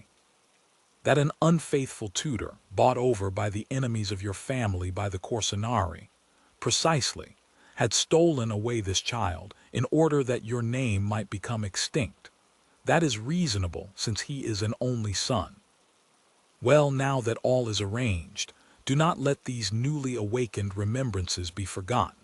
You have, doubtless, already guessed that I was preparing a surprise for you, an agreeable one. Asked the Italian, I see the eye of a father is no more to be deceived than his heart. Said the Major, someone has told you the secret, or perhaps you guessed that he was here, that who was here? Your child, your son, your Andrea. I did guess it, replied the Major with the greatest possible coolness. Then he is here. He is, said Monte Cristo. When the valet de chambre came in just now, he told me of his arrival. Very well, said the Major, clutching the buttons of his coat at each exclamation. My dear sir, said Monte Cristo, I understand your emotion. You must have time to recover yourself. I will, in the meantime, go and prepare the young man for this much-desired interview, for I presume that he is not less impatient for it than yourself. I should quite imagine that to be the case, said Cavalcanti. Well, in a quarter of an hour he shall be with you. You will bring him, then. You carry your goodness so far as even to present him to me yourself. No, I do not wish to come between a father and son. Your interview will be private. But do not be uneasy. Even if the powerful voice of nature should be silent, you cannot well mistake him. He will enter by this door. He is a fine young man, of fair complexion, a little too fair, perhaps pleasing in manners, but you will see and judge for yourself. By the way, said the Major, you know I have only the 2,000 francs which the Abbé Busoni sent me. This sum I have expended upon traveling expenses, and you want money. That is a matter of course, my dear M. Cavalcanti. Well, here are 8,000 francs on account. The Major's eyes sparkled brilliantly. It is 40,000 francs which I now owe you, said Monte Cristo. Does your Excellency wish for a receipt? Said the Major, at the same time slipping the money into the inner pocket of his coat. For what? Said the Count. I thought you might want it to show the Abbé Busoni. Well, when you receive the remaining 40,000, you shall give me a receipt in full. Between honest men such excessive precaution is, I think, quite unnecessary. Yes, so it is between perfectly upright people. One word more, said Monte Cristo. Say on. You will permit me to make one remark? Certainly, pray do so. then I should advise you to leave off wearing that style of dress." "Indeed," said the Major, regarding himself with an air of complete satisfaction. "Yes, it may be worn at Via Reggio, but that costume, however elegant in itself, has long been out of fashion in Paris." "That is unfortunate. Oh, if you really are attached to your old mode of dress, you can easily resume it when you leave Paris. But what shall I wear?" "What you find in your trunks. In my trunks I have but one portmanteau." "I dare say you have nothing else with you. What is the use of boring one's self with so many things? Besides, an old soldier always likes to march with as little baggage as possible." "That is just the case, precisely so. But you are a man of foresight and prudence, therefore you sent your luggage on before you. It has arrived at the Hôtel des Princes, Rue de Richelieu. It is there you are to take up your quarters. Then, in these trunks I presume you have given orders to your valet de chambre to put in all you are likely to need, your plain clothes and your uniform. On grand occasions you must wear your uniform. That will look very well. Do not forget your crosses. They still laugh at them in France, and yet always wear them for all that." very well," said the Major, who was in ecstasy at the attention paid him by the Count. "Now," said Monte Cristo, "that you have fortified yourself against all painful excitement, prepare yourself, my dear M. Cavalcanti, to meet your lost Andrea." Saying which, Monte Cristo bowed, and disappeared behind the tapestry, leaving the Major fascinated beyond expression with the delightful reception which he had received at the hands of the Count. Chapter 56. The Count of Monte Cristo entered the adjoining room, which Baptistin had designated as the drawing-room, and found there a young man, of graceful demeanor and elegant appearance, who had arrived in a cab about half an hour previously. Baptistin had not found any difficulty in recognizing the person who presented himself at the door for admittance. He was certainly the tall young man with light hair, red beard, black eyes, and brilliant complexion, whom his master had so particularly described to him. When the Count entered the room, the young man was carelessly stretched on a sofa, tapping his boot with the gold-headed cane which he held in his hand. On perceiving the Count, he rose quickly. "The Count of Monte Cristo, I believe?"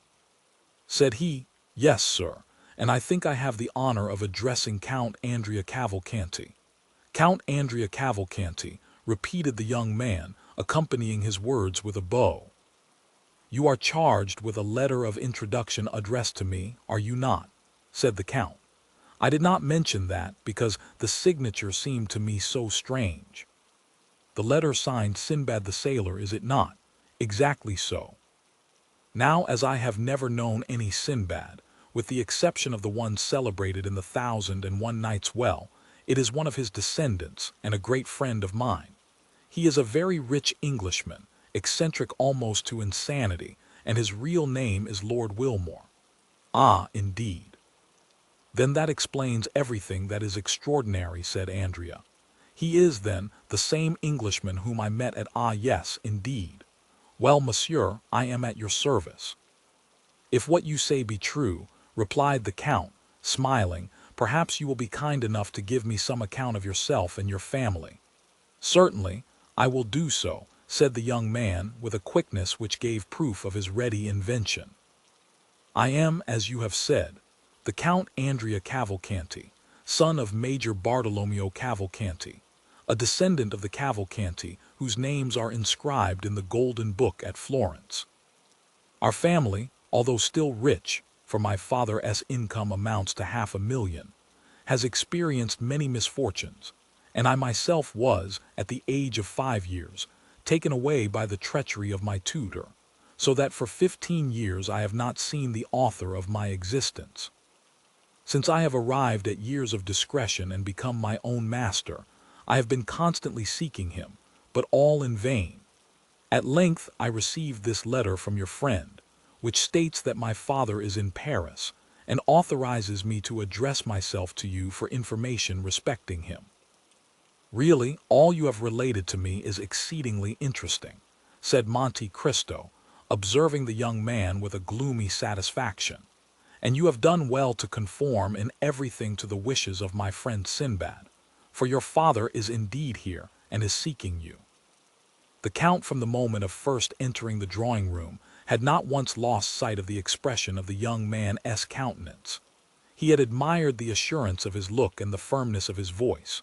But at these words, so natural in themselves, "Your father is indeed here, and is seeking you," young Andrea started and exclaimed, "My father? Is my father here?" "Most undoubtedly," replied Monte Cristo, "your father, Major Bartolomeo Cavalcanti." The expression of terror which, for the moment, had overspread the features of the young man had now disappeared. "Ah, yes, that is the name, certainly. Major Bartolomeo Cavalcanti. And you really mean to say, monsieur, that my dear father is here?" "Yes, sir, and I can even add that I have only just left his company. The history which he related to me of his lost son touched me to the quick. Indeed, his griefs, hopes, and fears on that subject might furnish material for a most touching and pathetic poem. At length he one day received a letter, stating that the abductors of his son now offered to restore him, or at least to give notice where he might be found, on condition of receiving a large sum of money by way of ransom. Your father did not hesitate an instant, and the sum was sent to the frontier of Piedmont, with a passport signed for Italy. You were in the south of France, I think?" "Yes," replied Andrea with an embarrassed air, "I was in the south of France." "A carriage was to await you at Nice." "Precisely so, and it conveyed me from Nice to Genoa, from Genoa to Turin, from Turin to Chame-Rye, from Chame-Rye to Pont de Beauvoisin, and from Pont de Beauvoisin to Paris." "Indeed. Then your father ought to have met with you on the road, for it is exactly the same route which he himself took, and that is how we have been able to trace your journey to this place." "But," said Andrea, "if my father had met me, I doubt if he would have recognized me. I must be somewhat altered since he last saw me." "Oh, the voice of nature," said Monte Cristo. "True," interrupted the young man, "I had not looked upon it in that light." "Now," replied Monte Cristo, "there is only one source of uneasiness left in your father's mind, which is this: he is anxious to know how you have been employed during your long absence from him, how you have been treated by your persecutors, and if they have conducted themselves towards you with all the deference due to your rank. Finally, he is anxious to see if you have been fortunate enough to escape the bad moral influence to which you have been exposed, and which is infinitely more to be dreaded than any physical suffering.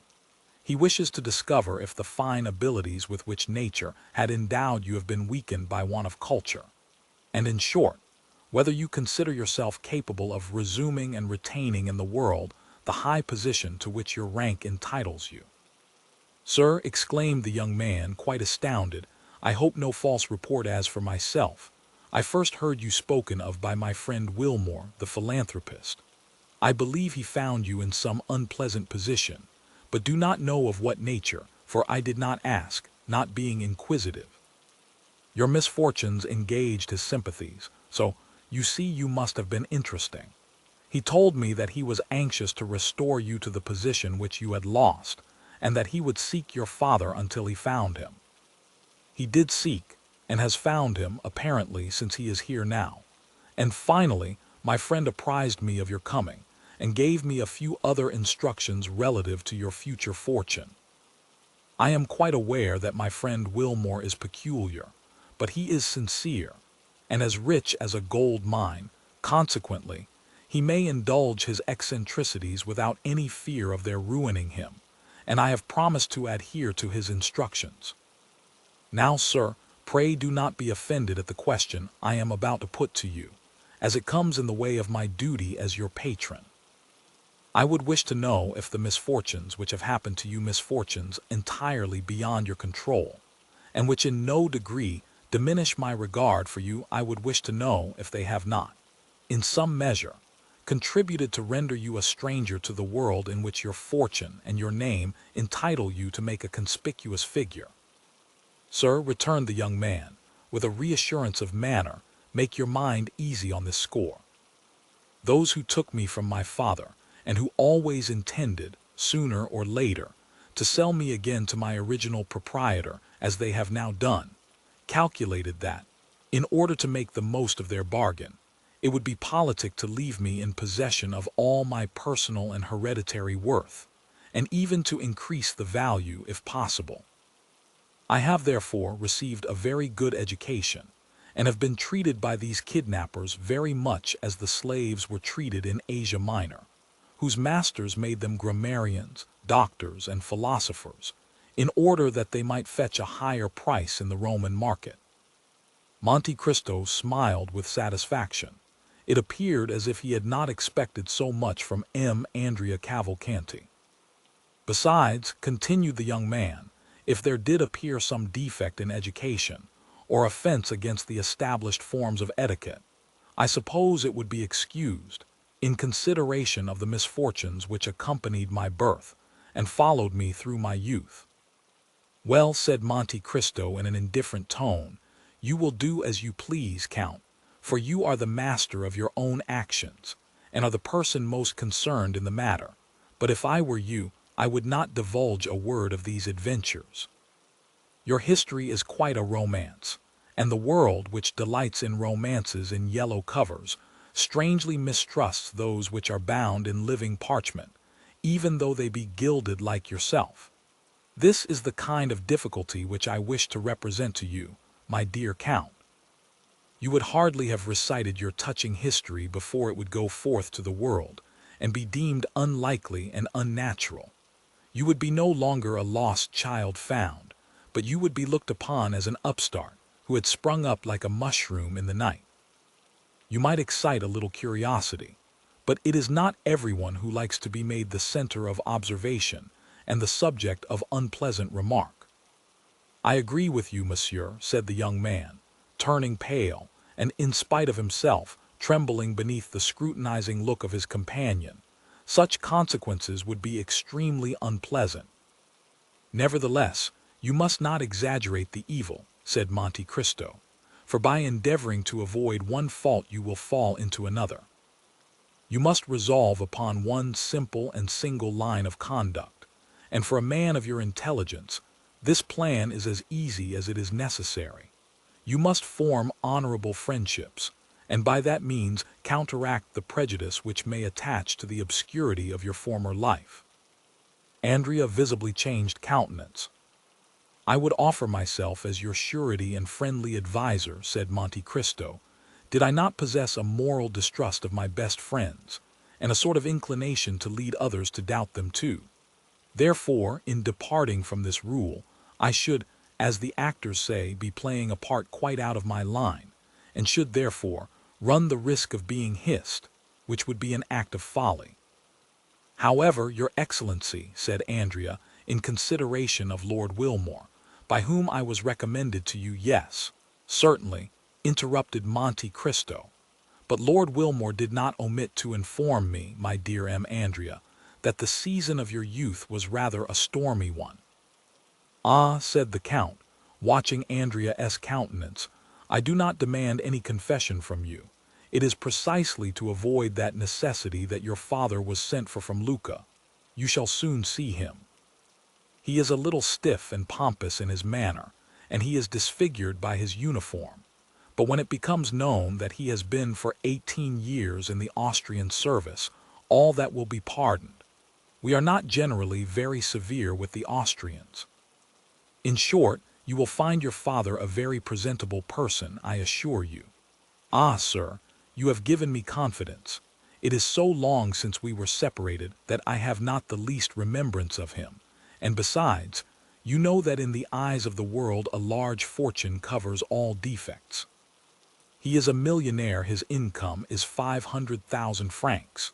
Then, said the young man, with anxiety, I shall be sure to be placed in an agreeable position. One of the most agreeable possible, my dear sir.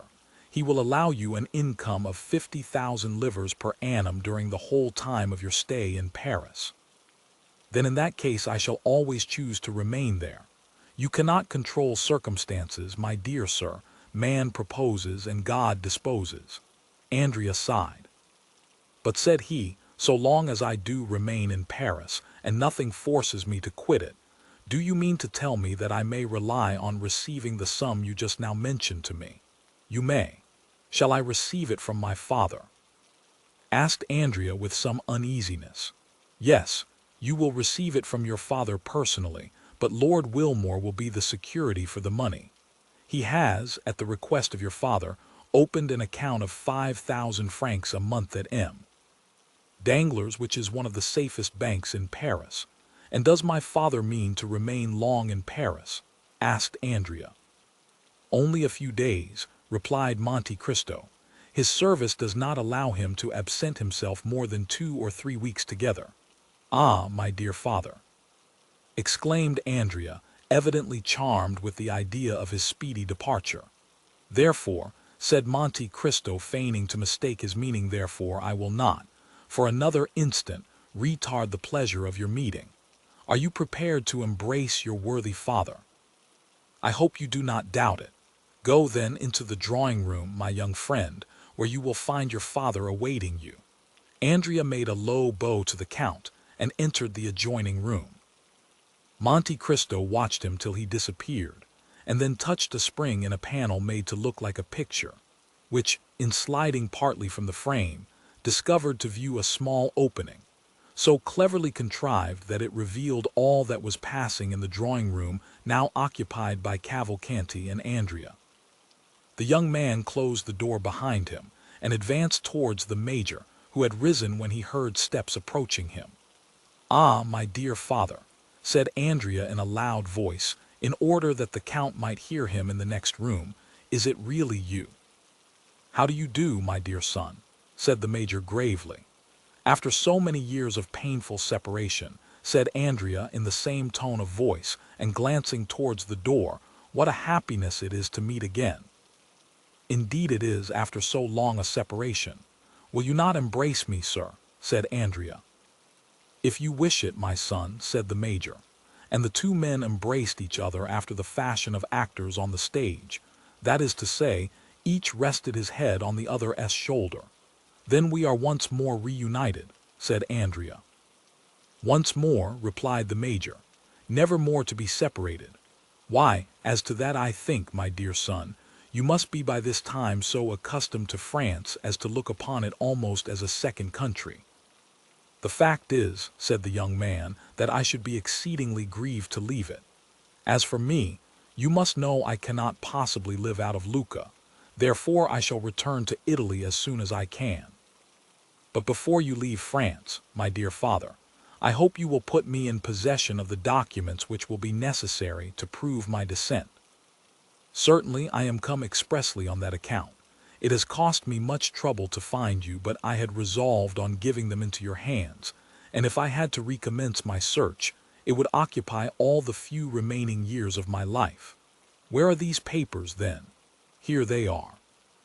Andrea seized the certificate of his father's marriage and his own baptismal register, and after having opened them with all the eagerness which might be expected under the circumstances, he read them with a facility which proved that he was accustomed to similar documents, and with an expression which plainly denoted an unusual interest in the contents. When he had perused the documents, an indefinable expression of pleasure lighted up his countenance, and looking at the Major with a most peculiar smile, he said, in very excellent Tuscan, "Then there is no longer any such thing in Italy as being condemned to the galleys." The Major drew himself up to his full height. "Why, what do you mean by that question?" "I mean that if there were, it would be impossible to draw up with impunity 2 such deeds as these.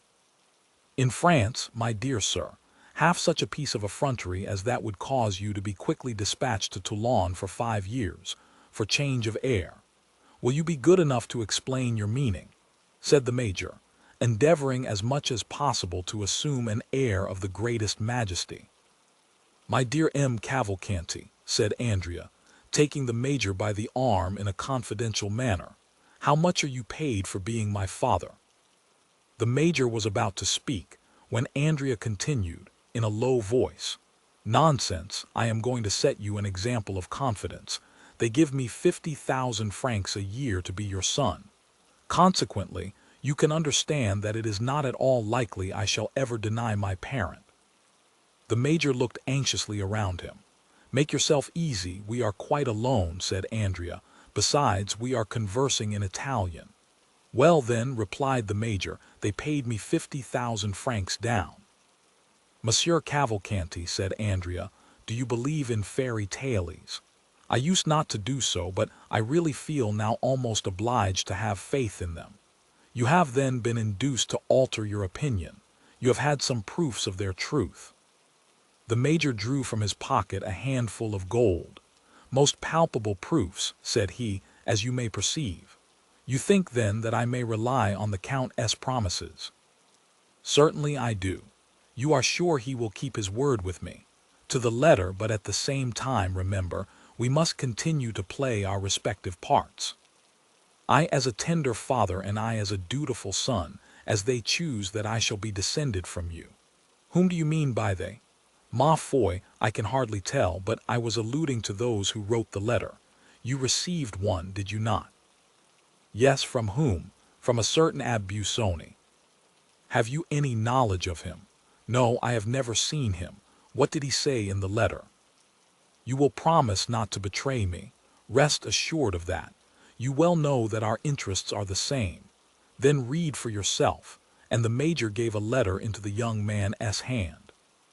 Andrea read in a low voice. "You are poor. A miserable old age awaits you. Would you like to become rich or at least independent? Set out immediately for Paris, and demand of the Count of Monte Cristo, Avenue des Champs-Élysées, No. 30, the son whom you had by the Marchesa Corsinari, and who was taken from you at 5 years of age. This son is named Andrea Cavalcanti. In order that you may not doubt the kind intention of the writer of this letter, you will find enclosed an order for 2,400 francs, payable in Florence, at Signor Gazzi's. Also a letter of introduction to the Count of Monte Cristo, on whom I give you a draft of 48,000 francs. Remember to go to the Count on the 26th May at 7 o'clock in the evening. Signed, Abbe Busoni. It is the same." "What do you mean?" said the major. "I was going to say that I received a letter almost to the same effect." "Yes, from the Abbe Busoni." "Know from whom, then?" "From an Englishman called Lord Wilmore, who takes the name of Sinbad the Sailor, and of whom you have no more knowledge than I of the Abbe Busoni." "You are mistaken. There I am ahead of you. You have seen him, then?" "Yes, once." "Where?" "Ah, that is just what I cannot tell you. If I did, I should make you as wise as myself, which it is not my intention to do." "And what did the letter contain?" "Read it. You are poor, and your future prospects are dark and gloomy. Do you wish for a name? Should you like to be rich and your own master?" "Parbleu," said the young man, "was it possible there could be two answers to such a question? Take the postchaise which you will find waiting at the Porte de Ginés as you enter Nice. Pass through Turin, Chame Rye, and Pont de Beauvoisin. Go to the Count of Monte Cristo, Avenue des Champs-Élysées, on the 26th of May at 7 o'clock in the evening, and demand of him your father. You are the son of the Marchese Cavalcanti and the Marchesa Oliva Corsinari. The Marquis will give you some papers which will certify this fact, and authorize you to appear under that name in the Parisian world. As to your rank, an annual income of 50,000 livres will enable you to support it admirably. I enclose a draft for 5,000 livres, payable on M. Feria, banker at Nice, and also a letter of introduction to the Count of Monte Cristo, whom I have directed to supply all your wants." "Sinbad the Sailor." "Humph," said the major, "very good. You have seen the Count, you say?" "I have only just left him. And has he conformed to all that the letter specified?" "He has." "Do you understand it?" "Not in the least. There is a dupe somewhere." "At all events, it is neither you nor I, certainly not." "Well, then why, it does not much concern us. Do you think it does?" "No, I agree with you there. We must play the game to the end and consent to be blindfolded." "Ah, you shall see. I promise you I will sustain my part to admiration." I never once doubted your doing so. Monte Cristo chose this moment for re-entering the drawing room. On hearing the sound of his footsteps, the two men threw themselves in each other's arms, and while they were in the midst of this embrace, the Count entered. "Well, Marquis," said Monte Cristo, "you appear to be in no way disappointed in the son whom your good fortune has restored to you." "Ah, your Excellency, I am overwhelmed with delight. And what are your feelings?" said Monte Cristo, turning to the young man.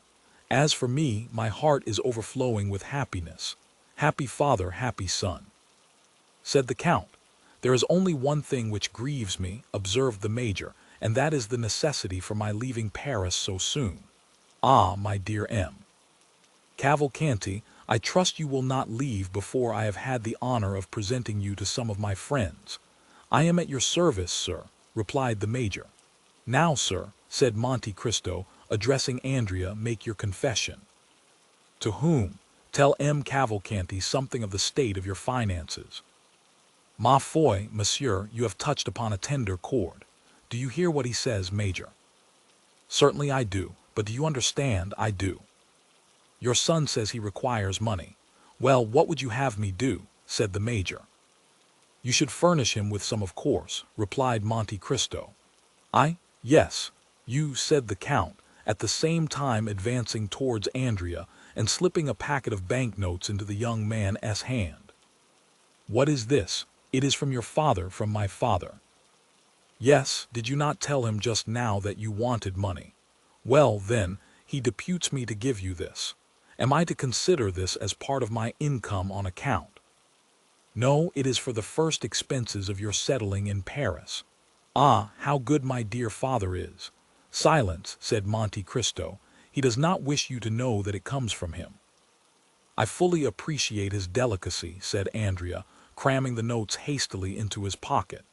"And now, gentlemen, I wish you good morning," said Monte Cristo. "And when shall we have the honor of seeing you again, your Excellency?" asked Cavalcanti. "Ah," said Andrea, "when may we hope for that pleasure?" "On Saturday, if you will, yes." "Let me see, Saturday I am to dine at my country house, at Auteuil, on that day, Rue de la Fontaine, No. 28. Several persons are invited, and among others M. Danglars, your banker. I will introduce you to him, for it will be necessary he should know you, as he is to pay your money." "Full dress," said the Major half aloud. "Oh, yes, certainly," said the Count. "Uniform, cross, knee breeches." "And how shall I be dressed?" demanded Andrea. "Oh, very simply. Black trousers, patent leather boots, white waistcoat, either a black or blue coat, and a long cravat. Go to Blin or V. Renique for your clothes. Baptistin will tell you where, if you do not know their address.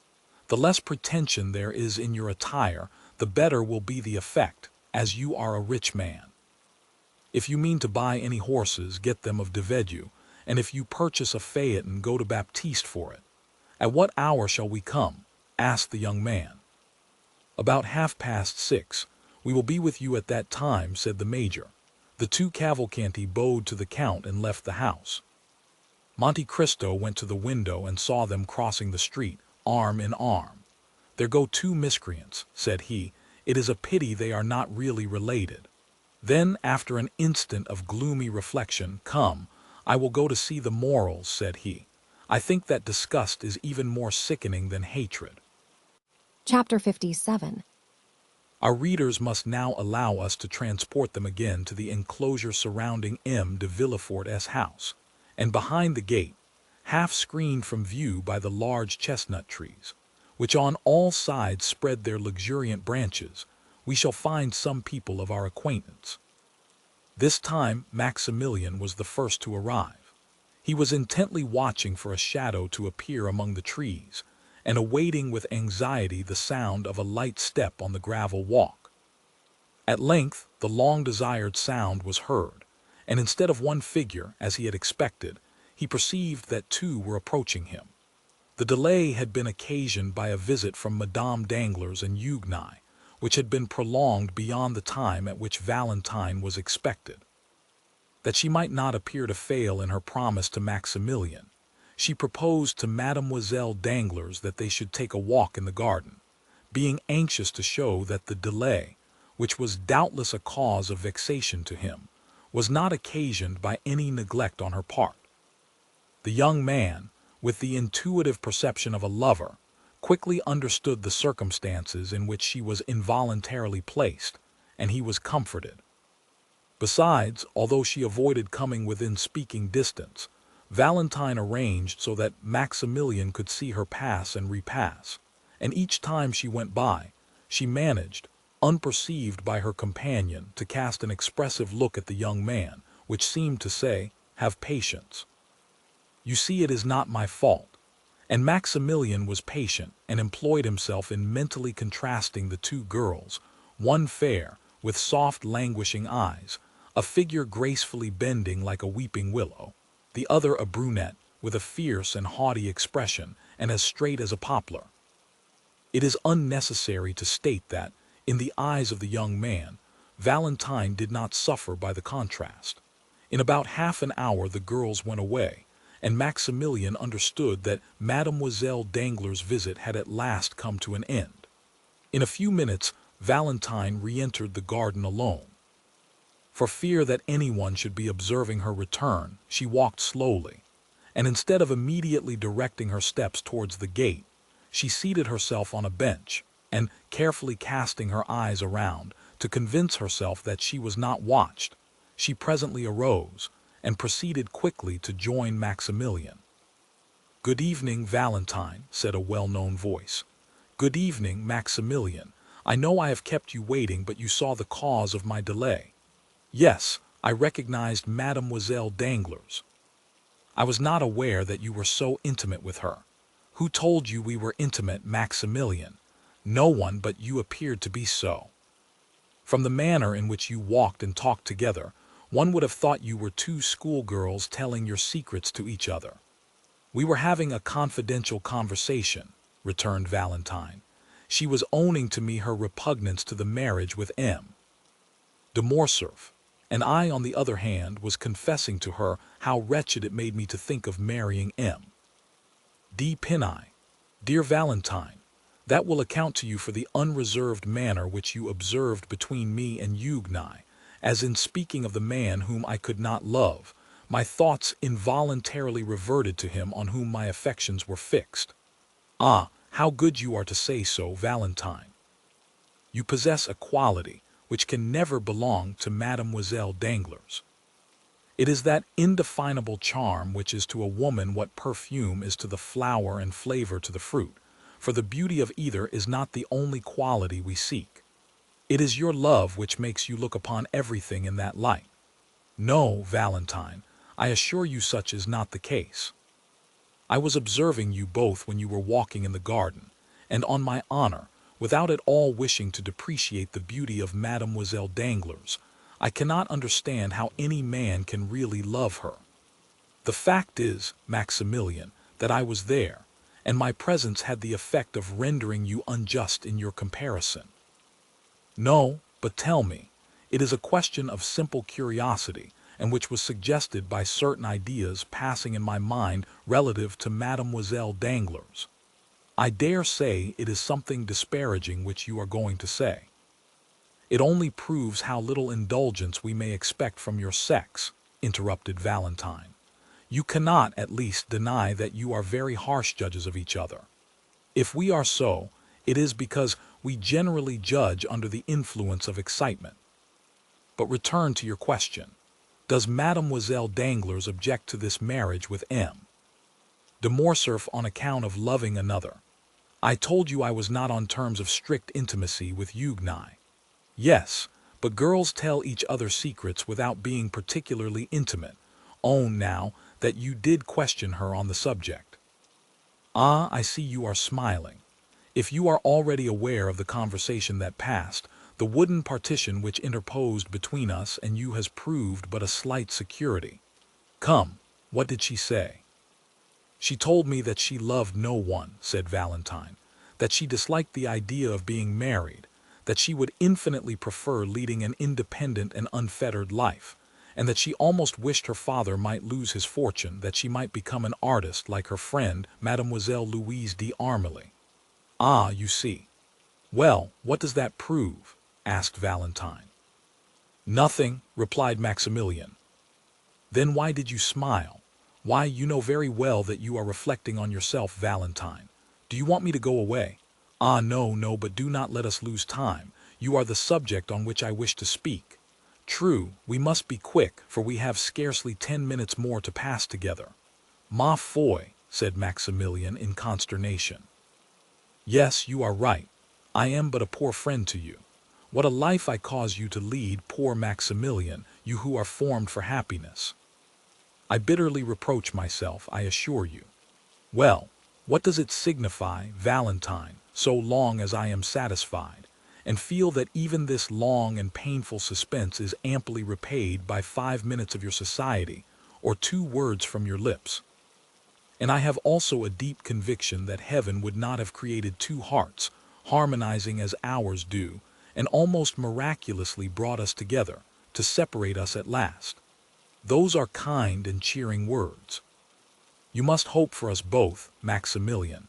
That will make me at least partly happy. But why must you leave me so soon? I do not know particulars. I can only tell you that Madame de Villefort sent to request my presence, as she had a communication to make on which a part of my fortune depended. Let them take my fortune, I am already too rich, and perhaps when they have taken it, they will leave me in peace and quietness. You would love me as much if I were poor, would you not, Maximilian? Oh, I shall always love you. What should I care for either riches or poverty if my Valentine was near me, and I felt certain that no one could deprive me of her? But do you not fear that this communication may relate to your marriage? I do not think that is the case. However it may be, Valentine, you must not be alarmed. I assure you that as long as I live I shall never love anyone else. Do you think to reassure me when you say that, Maximilian? Pardon me, you are right. I am a brute. But I was going to tell you that I met M. de Morcerf the other day. Well, Monsieur France is his friend, you know. What then? Monsieur de Morcerf has received a letter from France announcing his immediate return. Valentine turned pale and leaned her hand against the gate. Ah, heavens, if it were that! But no, the communication would not come through Madame de Villefort. Why not? Because I scarcely know why, but it has appeared as if Madame de Villefort secretly objected to the marriage, although she did not choose openly to oppose it. Is it so? Then I feel as if I could adore Madame de Villefort. Do not be in such a hurry to do that, said Valentine, with a sad smile. If she objects to your marrying M. de Pinay, she would be all the more likely to listen to any other proposition. No, Maximilian, it is not suitors to which Madame de Villefort objects. It is marriage itself. Marriage. If she dislikes that so much, why did she ever marry herself? You do not understand me, Maximilian. About a year ago, I talked of retiring to a convent. Madame de Villefort, in spite of all the remarks which she considered it her duty to make, secretly approved of the proposition. My father consented to it at her instigation, and it was only on account of my poor grandfather that I finally abandoned the project. You can form no idea of the expression of that old man's eye when he looks at me, the only person in the world whom he loves, and I had almost said, by whom he is beloved in return. When he learned my resolution, I shall never forget the reproachful look which he cast on me, and the tears of utter despair which chased each other down his lifeless cheeks. Ah, Maximilian, I experienced, at that moment, such remorse for my intention that, throwing myself at his feet, I exclaimed, "Forgive me, pray forgive me, my dear grandfather. They may do what they will with me, I will never leave you."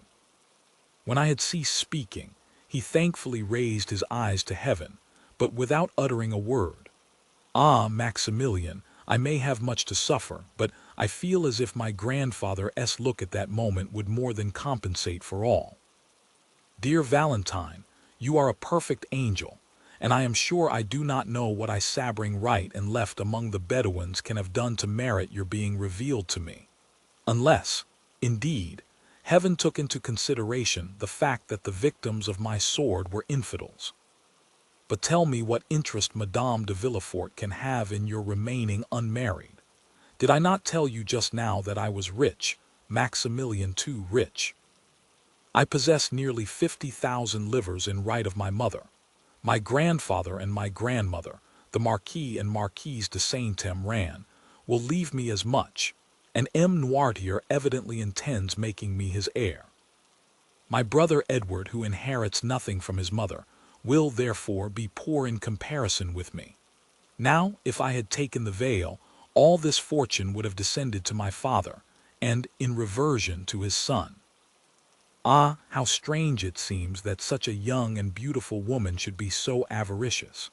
It is not for herself that she is so, but for her son, and what you regard as a vice becomes almost a virtue when looked at in the light of maternal love. But could you not compromise matters and give up a portion of your fortune to her son? How could I make such a proposition, especially to a woman who always professes to be so entirely disinterested? Valentine, I have always regarded our love in the light of something sacred. Consequently, I have covered it with the veil of respect and hid it in the innermost recesses of my soul. No human being, not even my sister, is aware of its existence. Valentine, will you permit me to make a confidant of a friend and reveal to him the love I bear you? Valentine started. A friend, Maximilian, and who is this friend? I tremble to give my permission. Listen, Valentine. Have you never experienced for anyone that sudden and irresistible sympathy which made you feel as if the object of it had been your old and familiar friend, though in reality it was the first time you had ever met? Nay, further, have you never endeavored to recall the time, place, and circumstances of your former intercourse, and failing in this attempt, have almost believed that your spirits must have held converse with each other in some state of being anterior to the present, and that you are only now occupied in a reminiscence of the past? Yes, well, that is precisely the feeling which I experienced when I first saw that extraordinary man. Extraordinary, did you say? Yes, you have known him for some time then, scarcely longer than 8 or 10 days. And do you call a man your friend whom you have only known for 8 or 10 days? Ah, Maximilian, I had hoped you set a higher value on the title of friend. Your logic is most powerful, Valentine, but say what you will, I can never renounce the sentiment which has instinctively taken possession of my mind. I feel as if it were ordained that this man should be associated with all the good which the future may have in store for me. And sometimes it really seems as if his eye was able to see what was to come, and his hand endowed with the power of directing events according to his own will. He must be a prophet then, said Valentine, smiling. Indeed, said Maximilian, I have often been almost tempted to attribute to him the gift of prophecy. At all events, he has a wonderful power of foretelling any future good. Ah, said Valentine in a mournful tone, do let me see this man, Maximilian. He may tell me whether I shall ever be loved sufficiently to make amends for all I have suffered. My poor girl, you know him already. I know him. Yes, it was he who saved the life of your stepmother and her son. The Count of Monte Cristo, the same. Ah, cried Valentine, he is too much the friend of Madame de Villefort ever to be mine. The friend of Madame de Villefort. It cannot be. Surely, Valentine, you are mistaken. No, indeed, I am not, for I assure you, his power over our household is almost unlimited. Courted by my stepmother, who regards him as the epitome of human wisdom, admired by my father, who says he has never before heard such sublime ideas so eloquently expressed, idolized by Edward, who, notwithstanding his fear of the Countess' large black eyes, runs to meet him the moment he arrives, and opens his hand, in which he is sure to find some delightful present. M. de Monte Cristo appears to exert a mysterious and almost uncontrollable influence over all the members of our family. If such be the case, my dear Valentine, you must yourself have felt, or at all events will soon feel, the effects of his presence. He meets Albert de Morcerf in Italy. It is to rescue him from the hands of the banditti. He introduces himself to Madame Danglars. It is that he may give her a royal present. Your stepmother and her son pass before his door. It is that his Nubian may save them from destruction. This man evidently possesses the power of influencing events, both as regards men and things. I never saw more simple tastes united to greater magnificence. His smile is so sweet when he addresses me that I forget it ever can be bitter to others. Ah, Valentine, tell me if he ever looked on you with one of those sweet smiles. If so, depend on it, you will be happy. Me, said the young girl, he never even glances at me. On the contrary, if I accidentally cross his path, he appears rather to avoid me. Ah, he is not generous, neither does he possess that supernatural penetration which you attribute to him, for if he did, he would have perceived that I was unhappy. And if he had been generous, seeing me sad and solitary, he would have used his influence to my advantage. And since, as you say, he resembles the sun, he would have warmed my heart with one of his life-giving rays. You say he loves you, Maximilian. How do you know that he does? All would pay deference to an officer like you, with a fierce mustache and a long saber, but they think they may crush a poor weeping girl with impunity. Ah, Valentine, I assure you you are mistaken. If it were otherwise, if he treated me diplomatically, that is to say, like a man who wishes, by some means or other, to obtain a footing in the house, so that he may ultimately gain the power of dictating to its occupants, he would, if it had been but once, have honored me with the smile which you extol so loudly. But no, he saw that I was unhappy. He understood that I could be of no use to him, and therefore paid no attention to me whatever. Who knows but that, in order to please Madame de Villefort and my father, he may not persecute me by every means in his power. It is not just that he should despise me so, without any reason. Ah, forgive me, said Valentine, perceiving the effect which her words were producing on Maximilian.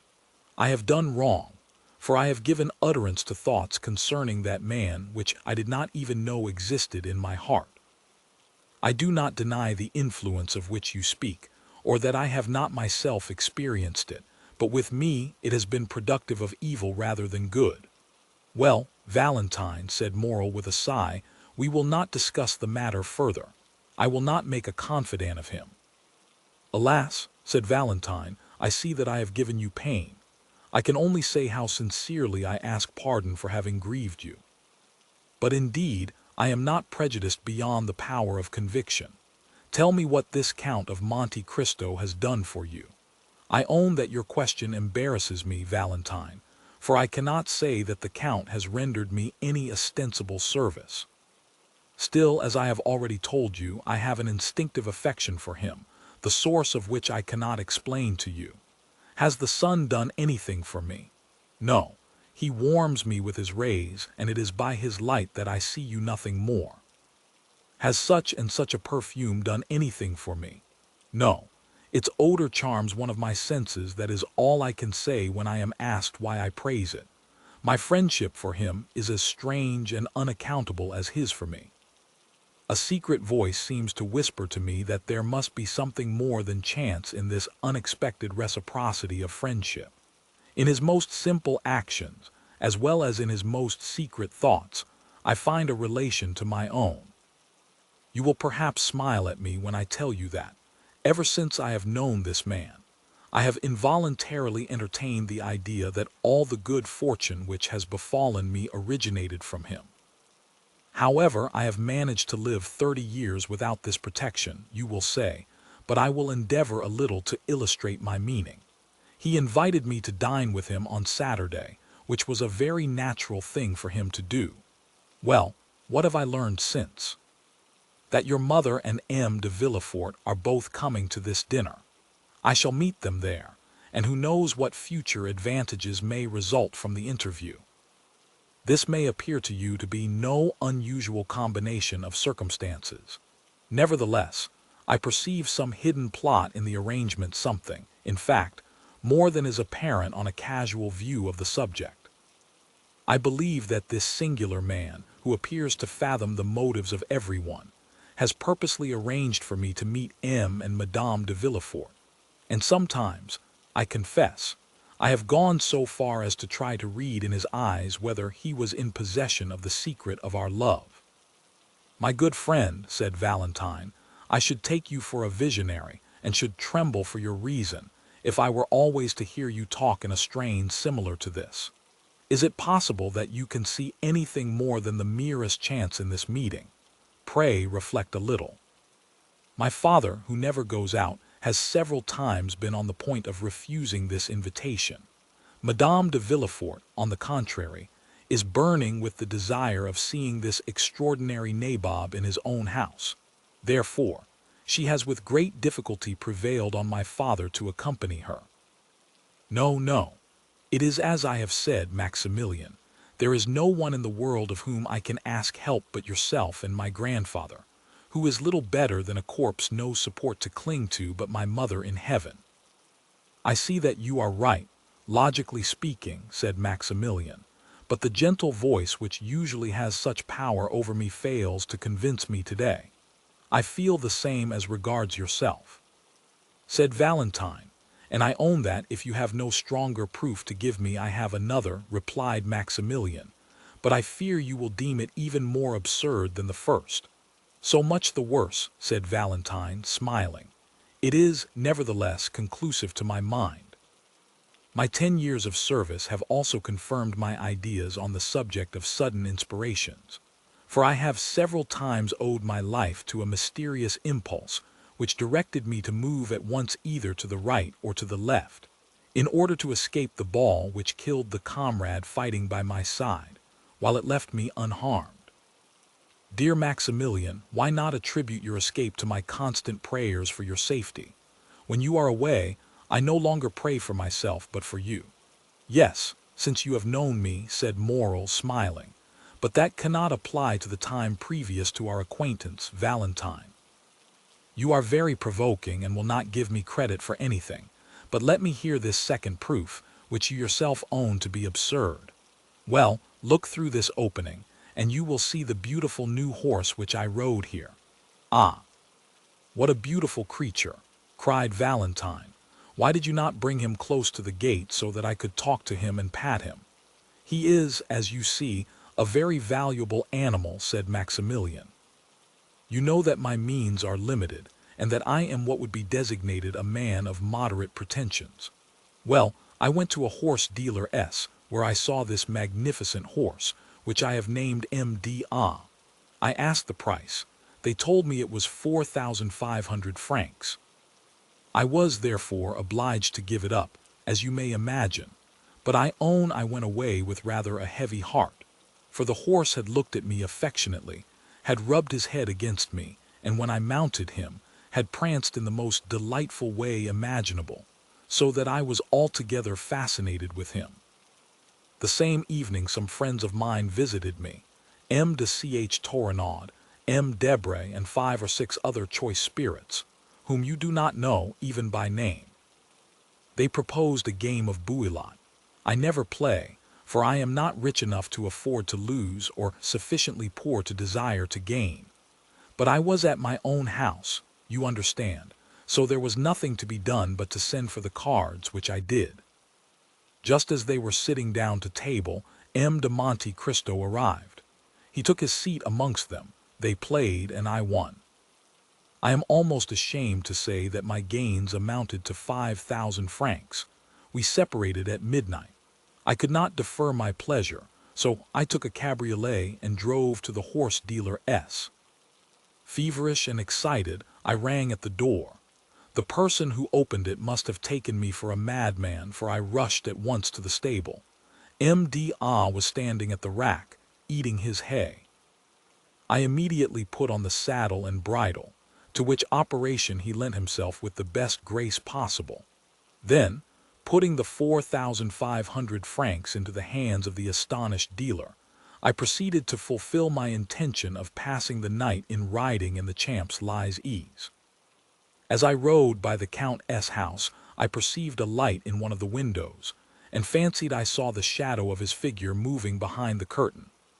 Now, Valentine, I firmly believe that he knew of my wish to possess this horse, and that he lost expressly to give me the means of procuring him. My dear Maximilian, you are really too fanciful. You will not love even me long. A man who accustoms himself to live in such a world of poetry and imagination must find far too little excitement in a common, everyday sort of attachment such as ours. But they are calling me. Do you hear? Ah, Valentine, said Maximilian, give me but one finger through this opening in the grating, one finger, the littlest finger of all, that I may have the happiness of kissing it. Maximilian, we said we would be to each other as two voices, two shadows. As you will, Valentine. Shall you be happy if I do what you wish? Oh, yes. Valentine mounted on a bench and passed not only her finger but her whole hand through the opening. Maximilian uttered a cry of delight, and, springing forwards, seized the hand extended towards him, and imprinted on it a fervent and impassioned kiss. The little hand was then immediately withdrawn, and the young man saw Valentine hurrying towards the house, as though she were almost terrified at her own sensations. Chapter 58. We will now relate what was passing in the house of the King's attorney after the departure of Madame Danglars and her daughter, and during the time of the conversation between Maximilian and Valentine, which we have just detailed. M. de Villefort entered his father's room, followed by Madame de Villefort. Both of the visitors, after saluting the old man and speaking to Barrois, a faithful servant who had been 25 years in his service, took their places on either side of the paralytic. M. Noirtier was sitting in an armchair, which moved upon casters, in which he was wheeled into the room in the morning, and in the same way drawn out again at night. He was placed before a large glass which reflected the whole apartment, and so, without any attempt to move, which would have been impossible, he could see all who entered the room and everything which was going on around him. M. Noirtier, although almost as immovable as a corpse, looked at the newcomers with a quick and intelligent expression, perceiving at once, by their ceremonious courtesy, that they were come on business of an unexpected and official character. Sight and hearing were the only senses remaining, and they, like two solitary sparks, remained to animate the miserable body which seemed fit for nothing but the grave. It was only, however, by means of one of these senses that he could reveal the thoughts and feelings that still occupied his mind, and the look by which he gave expression to his inner life was like the distant gleam of a candle which a traveler sees by night across some desert place, and knows that a living being dwells beyond the silence and obscurity.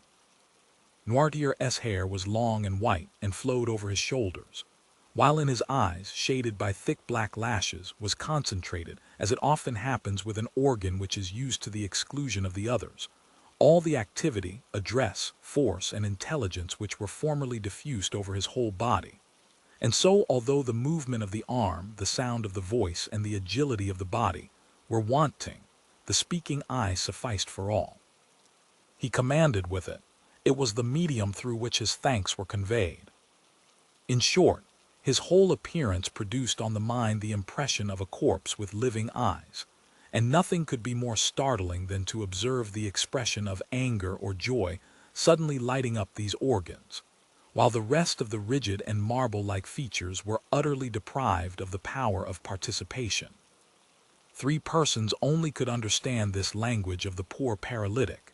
These were Villefort, Valentine, and the old servant of whom we have already spoken. But as Villefort saw his father but seldom, and then only when absolutely obliged, and as he never took any pains to please or gratify him when he was there, all the old man's happiness was centered in his granddaughter. Valentine, by means of her love, her patience, and her devotion, had learned to read in Noirtier's look all the varied feelings which were passing in his mind. To this dumb language, which was so unintelligible to others, she answered by throwing her whole soul into the expression of her countenance, And in this manner were the conversations sustained between the blooming girl and the helpless invalid, whose body could scarcely be called a living one, but who, nevertheless, possessed a fund of knowledge and penetration, united with a will as powerful as ever, although clogged by a body rendered utterly incapable of obeying its impulses. Valentine had solved the problem and was able easily to understand his thoughts and to convey her own in return, and through her untiring and devoted assiduity, it was seldom that, in the ordinary transactions of everyday life, she failed to anticipate the wishes of the living, thinking mind, or the wants of the almost inanimate body. As to the servant, he had, as we have said, been with his master for 25 years, therefore he knew all his habits, and it was seldom that Noirtier found it necessary to ask for anything, so prompt was he in administering to all the necessities of the invalid. Villefort did not need the help of either Valentine or the domestic in order to carry on with his father the strange conversation which he was about to begin. As we have said, he perfectly understood the old man's vocabulary, and if he did not use it more often, it was only indifference and ennui which prevented him from so doing. He therefore allowed Valentine to go into the garden, sent away Berrois, and after having seated himself at his father's right hand, while Madame de Villefort placed herself on the left, he addressed him thus: "I trust you will not be displeased, sir, that Valentine has not come with us, or that I dismissed Berrois, for our conference will be one which could not with propriety be carried on in the presence of either. Madame de Villefort and I have a communication to make to you." Noirtier's face remained perfectly passive during this long preamble, while, on the contrary, Villefort's eye was endeavoring to penetrate into the inmost recesses of the old man's heart. "This communication," continued the procureur, in that cold and decisive tone which seemed at once to preclude all discussion, "will, we are sure, meet with your approbation." The eye of the invalid still retained that vacancy of expression which prevented his son from obtaining any knowledge of the feelings which were passing in his mind. He listened, nothing more. "Sir," resumed Villefort, "we are thinking of marrying Valentine. Had the old man's face been molded in wax, it could not have shown less emotion at this news than was now to be traced there. The marriage will take place in less than 3 months, said Villefort. Noirtier's eye still retained its inanimate expression. Madame de Villefort now took her part in the conversation and added, "We thought this news would possess an interest for you, sir, who have always entertained a great affection for Valentine. It therefore only now remains for us to tell you the name of the young man for whom she is destined. It is one of the most desirable connections which could possibly be formed. He possesses fortune, a high rank in society, and every personal qualification likely to render Valentine supremely happy. His name, moreover, cannot be wholly unknown to you. It is M. France de Quesnel, Baron de Pinay." While his wife was speaking, Villefort had narrowly watched the old man's countenance. When Madame de Villefort pronounced the name of France, the pupil of M. Noirtier's eye began to dilate, and his eyelids trembled with the same movement that may be perceived on the lips of an individual about to speak, and he darted a lightning glance at Madame de Villefort and his son. The procureur, who knew the political hatred which had formerly existed between M. Noirtier and the elder de Pinay, well understood the agitation and anger which the announcement had produced, but feigning not to perceive either, he immediately resumed the narrative begun by his wife. "Sir," said he, "you are aware that Valentine is about to enter her 19th year, which renders it important that she should lose no time in forming a suitable alliance. Nevertheless, you have not been forgotten in our plans, and we have fully ascertained beforehand that Valentine's future husband will consent, not to live in this house, for that might not be pleasant for the young people, but that you should live with them. So that you and Valentine, who are so attached to each other, would not be separated, and you would be able to pursue exactly the same course of life which you have hitherto done. And thus, instead of losing, you will be a gainer by the change, as it will secure to you 2 children instead of 1, to watch over and comfort you. Noirtier's look was furious. It was very evident that something desperate was passing in the old man's mind, for a cry of anger and grief rose in his throat, and not being able to find vent in utterance, appeared almost to choke him, for his face and lips turned quite purple with the struggle. Villefort quietly opened a window, saying, "It is very warm and the heat affects M. Noirtier." He then returned to his place, but did not sit down. "This marriage," added Madame de Villefort, "is quite agreeable to the wishes of M. d'Épinay and his family. Besides, he had no relations nearer than an uncle and aunt, his mother having died at his birth, and his father having been assassinated in 1815, that is to say, when he was but 2 years old. It naturally followed that the child was permitted to choose his own pursuits, and he has, therefore, seldom acknowledged any other authority but that of his own will." "That assassination was a mysterious affair," said Villefort, "and the perpetrators have hitherto escaped detection, although suspicion has fallen on the head of more than one person." Noirtier made such an effort that his lips expanded into a smile. "Now," continued Villefort, "those to whom the guilt really belongs, by whom the crime was committed, on whose heads the justice of man may probably descend here, and the certain judgment of God hereafter, would rejoice in the opportunity thus afforded of bestowing such a peace offering as Valentine on the son of him whose life they so ruthlessly destroyed." Noirtier had succeeded in mastering his emotion more than could have been deemed possible with such an enfeebled and shattered frame. "Yes, I understand," was the reply contained in his look, and this look expressed a feeling of strong indignation, mixed with profound contempt. Villefort fully understood his father's meaning, and answered by a slight shrug of his shoulders. He then motioned to his wife to take leave. "Now, sir," said Madame de Villefort, "I must bid you farewell. Would you like me to send Edward to you for a short time?"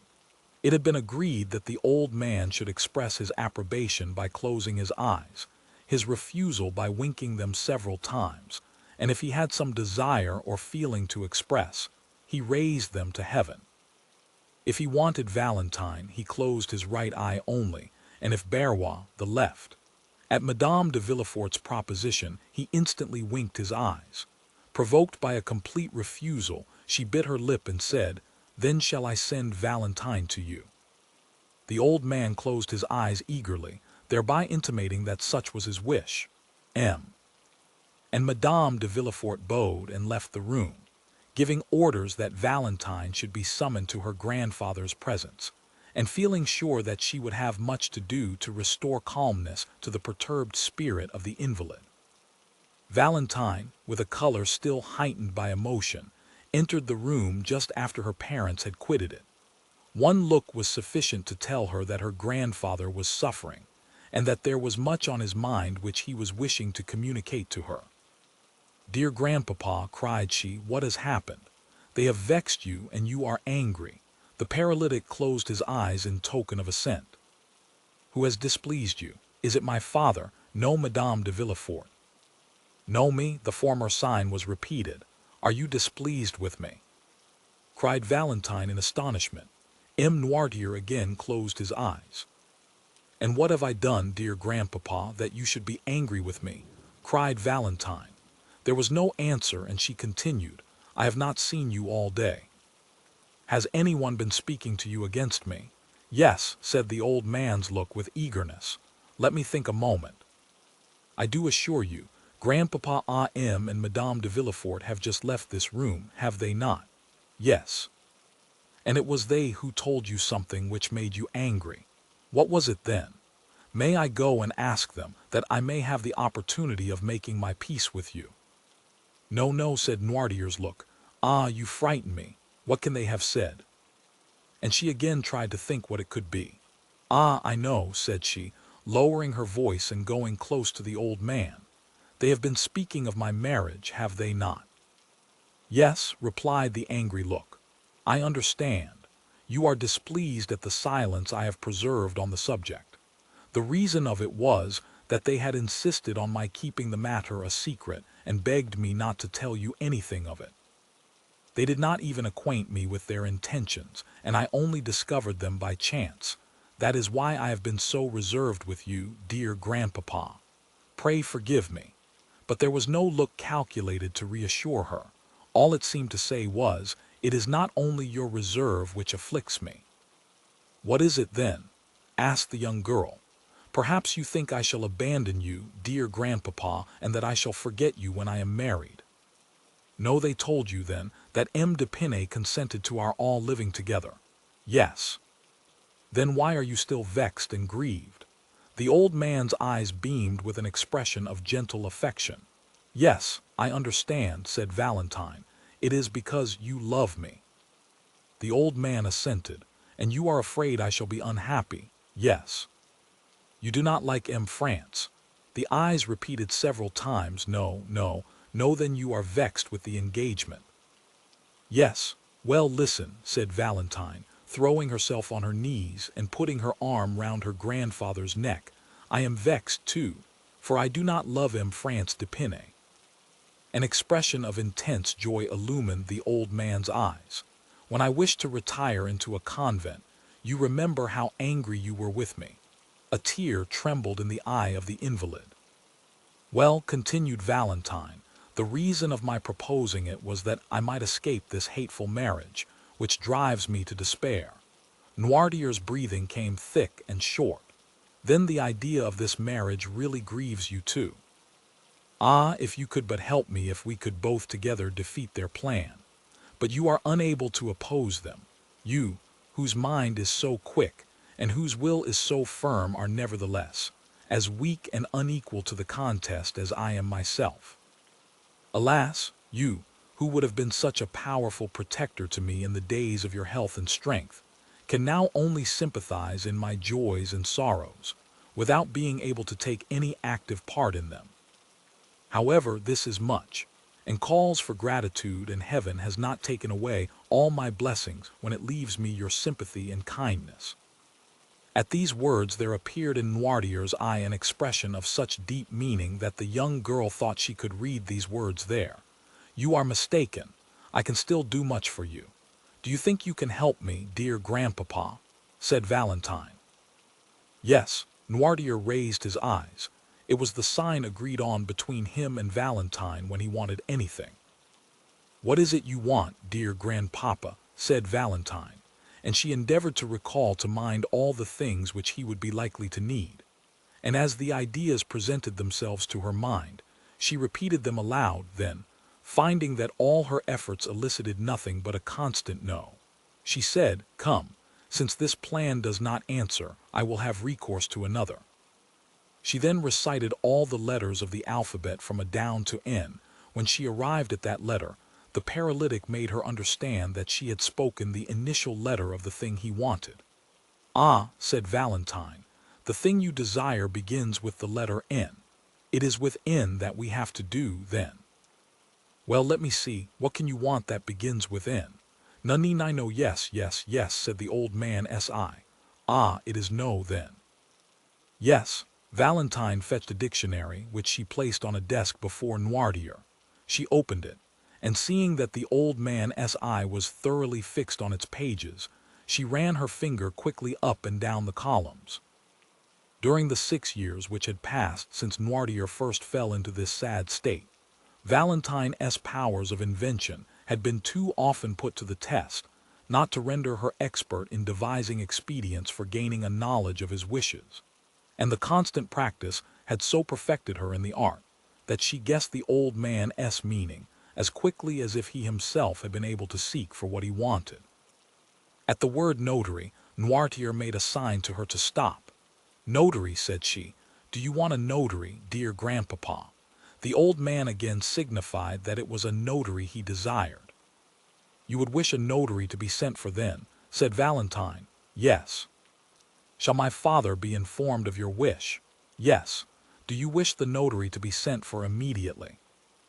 Yes, then they shall go for him directly, dear grandpapa. Is that all you want? Yes. Valentine rang the bell and ordered the servant to tell Monsieur or Madame de Villefort that they were requested to come to M. Noirtier's room. Are you satisfied now? Inquired Valentine. Yes. I am sure you are. It is not very difficult to discover that. And the young girl smiled on her grandfather as if he had been a child. M. de Villefort entered, followed by Barrois. What do you want me for, sir? Demanded he of the paralytic. Sir, said Valentine, my grandfather wishes for a notary. At this strange and unexpected demand, M. de Villefort and his father exchanged looks. Yes, motioned the latter, with a firmness which seemed to declare that with the help of Valentine and his old servant, who both knew what his wishes were, he was quite prepared to maintain the contest. Do you wish for a notary? Asked Villefort. Yes, what to do? Noirtier made no answer. What do you want with a notary? Again repeated Villefort. The invalid's eye remained fixed, by which expression he intended to intimate that his resolution was unalterable. Is it to do us some ill turn? Do you think it is worthwhile? Said Villefort. Still, said Barrois, with the freedom and fidelity of an old servant, if M. Noirtier asks for a notary, I suppose he really wishes for a notary.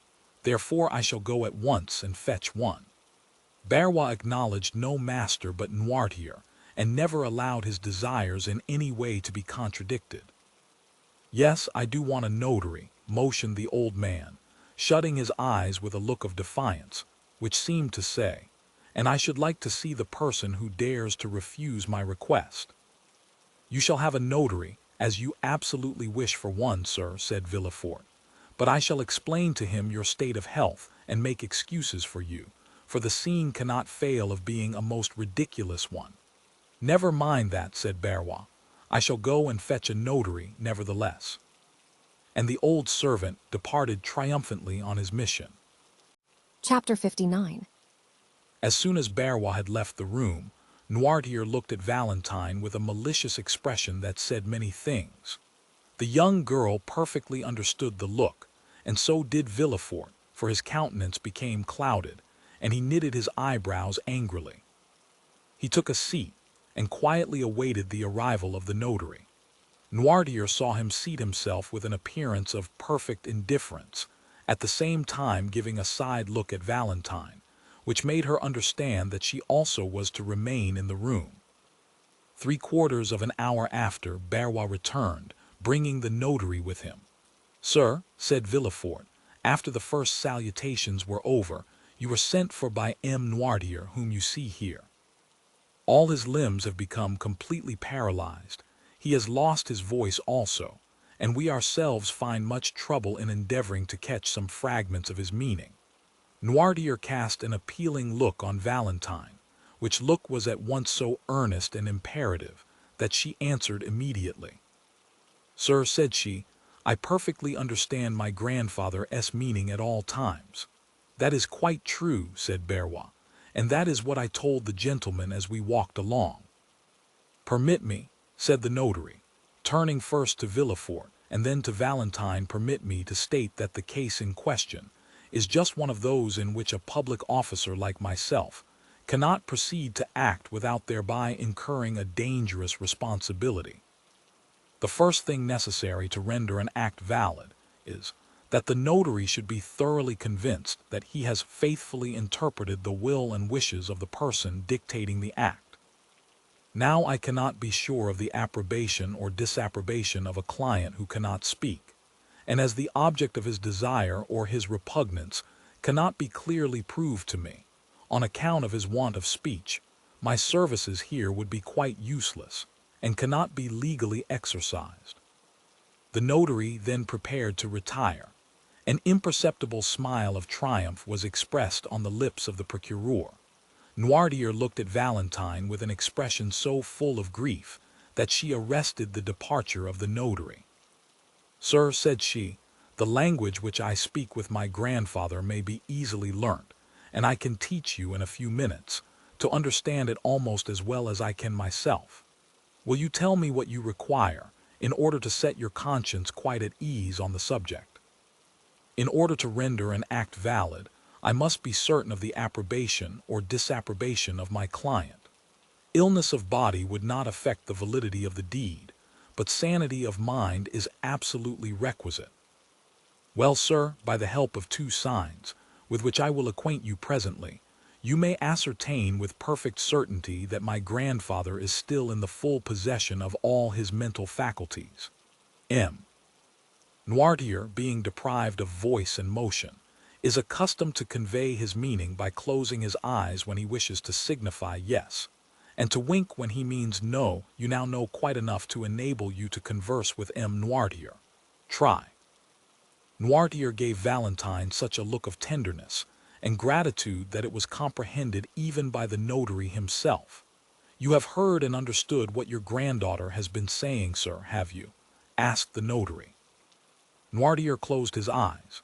And you approve of what she said, that is to say, you declare that the signs which she mentioned are really those by means of which you are accustomed to convey your thoughts? Yes. It was you who sent for me? Yes, to make your will. Yes, and you do not wish me to go away without fulfilling your original intentions. The old man winked violently. Well, sir, said the young girl, do you understand now, and is your conscience perfectly at rest on the subject? But before the notary could answer, Villefort had drawn him aside. Sir, said he, do you suppose for a moment that a man can sustain a physical shock, such as M. Noirtier has received, without any detriment to his mental faculties? It is not exactly that, sir, said the notary, which makes me uneasy, but the difficulty will be in wording his thoughts and intentions, so as to be able to get his answers. You must see that to be an utter impossibility, said Villefort. Valentine and the old man heard this conversation, and Noirtier fixed his eyes so earnestly on Valentine that she felt bound to answer to the look. Sir, said she, that need not make you uneasy, however difficult it may at first sight appear to be. I can discover and explain to you my grandfather's thoughts, so as to put an end to all your doubts and fears on the subject. I have now been 6 years with M. Noirtier, and let him tell you if ever once during that time he has entertained a thought which he was unable to make me understand. No, signed the old man. Let us try what we can do then, said the notary. You accept this young lady as your interpreter, M. Noirtier? Yes. Well, sir, what do you require of me, and what document is it that you wish to be drawn up? Valentine named all the letters of the alphabet until she came to W. At this letter, the eloquent eye of Noirtier gave her notice that she was to stop. It is very evident that it is the letter W which M. Noirtier wants, said the notary. Wait, said Valentine, and turning to her grandfather she repeated, why the old man stopped her at the last syllable. Valentine then took the dictionary, and the notary watched her while she turned over the pages. She passed her finger slowly down the columns, and when she came to the word will, M. Noirtier's eye bade her stop. Will, said the notary, it is very evident that M. Noirtier is desirous of making his will. Yes, yes, yes, motioned the invalid. Really, sir, you must allow that this is most extraordinary, said the astonished notary, turning to M. de Villefort. Yes, said the procureur, and I think the will promises to be yet more extraordinary, for I cannot see how it is to be drawn up without the intervention of Valentine, and she may, perhaps, be considered as too much interested in its contents to allow of her being a suitable interpreter of the obscure and ill-defined wishes of her grandfather. No, no, no, replied the eye of the paralytic. What, said Villefort, do you mean to say that Valentine is not interested in your will? No, sir, said the notary, whose interest had been greatly excited, and who had resolved on publishing far and wide the account of this extraordinary and picturesque scene. What appeared so impossible to me an hour ago has now become quite easy and practicable, and this may be a perfectly valid will, provided it be read in the presence of 7 witnesses, approved by the testator, and sealed by the notary in the presence of the witnesses. As to the time, it will not require very much more than the generality of wills. There are certain forms necessary to be gone through, and which are always the same. As to the details, the greater part will be furnished afterwards by the state in which we find the affairs of the testator, and by yourself, who, having had the management of them, can doubtless give full information on the subject. But besides all this, in order that the instrument may not be contested, I am anxious to give it the greatest possible authenticity. Therefore, one of my colleagues will help me and, contrary to custom, will assist in the dictation of the testament. Are you satisfied, sir? Continued the notary, addressing the old man. Yes, looked the invalid, his eye beaming with delight at the ready interpretation of his meaning. What is he going to do? Thought Villefort, whose position demanded much reserve, but who was longing to know what his father's intentions were. He left the room to give orders for another notary to be sent, but Barrois, who had heard all that passed, had guessed his master's wishes, and had already gone to fetch one. The procureur then told his wife to come up. In the course of a quarter of an hour, everyone had assembled in the chamber of the paralytic. The second notary had also arrived. A few words sufficed for a mutual understanding between the two officers of the law.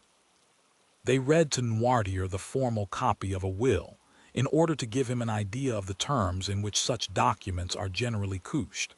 Then, in order to test the capacity of the testator, the first notary said, turning towards him, "When an individual makes his will, it is generally in favor or in prejudice of some person." "Yes, have you an exact idea of the amount of your fortune?" "Yes." "I will name to you several sums which will increase by gradation. You will stop me when I reach the one representing the amount of your own possessions." "Yes." There was a kind of solemnity in this interrogation. Never had the struggle between mind and matter been more apparent than now, and if it was not a sublime, it was, at least, a curious spectacle. They had formed a circle round the invalid. The second notary was sitting at a table, prepared for writing, and his colleague was standing before the testator in the act of interrogating him on the subject to which we have alluded. "Your fortune exceeds 300,000 francs, does it not?" asked he. Noirtier made a sign that it did. "Do you possess 400,000 francs?" inquired the notary. Noirtier's eye remained immovable. 500,000. The same expression continued. 600,000, 700,000, 800,000, 900,000. Noirtier stopped him at the last named sum. "You are then in possession of 900,000 francs?" asked the notary. "Yes, in landed property." "No, in stock?" "Yes, the stock is in your own hands." The look which M. Noirtier cast on Barrois showed that there was something wanting which he knew where to find. The old servant left the room, and presently returned, bringing with him a small casket. "Do you permit us to open this casket?" asked the notary. Noirtier gave his assent. They opened it and found 900,000 francs in bank scrip. The first notary handed over each note, as he examined it, to his colleague. The total amount was found to be as M. Noirtier had stated. It is all as he has said. It is very evident that the mind still retains its full force and vigor. Then, turning towards the paralytic, he said, "You possess, then, 900,000 francs of capital, which, according to the manner in which you have invested it, ought to bring in an income of about 40,000 livres." "Yes." "To whom do you desire to leave this fortune?" "Oh," said Madame de Villefort, "there is not much doubt on that subject. M. Noirtier tenderly loves his granddaughter, Mademoiselle de Villefort.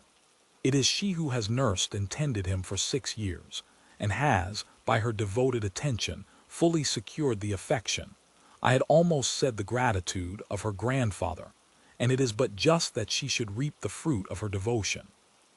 The eye of Noirtier clearly showed by its expression that he was not deceived by the false assent given by Madame de Villefort's words and manner to the motives which she supposed him to entertain.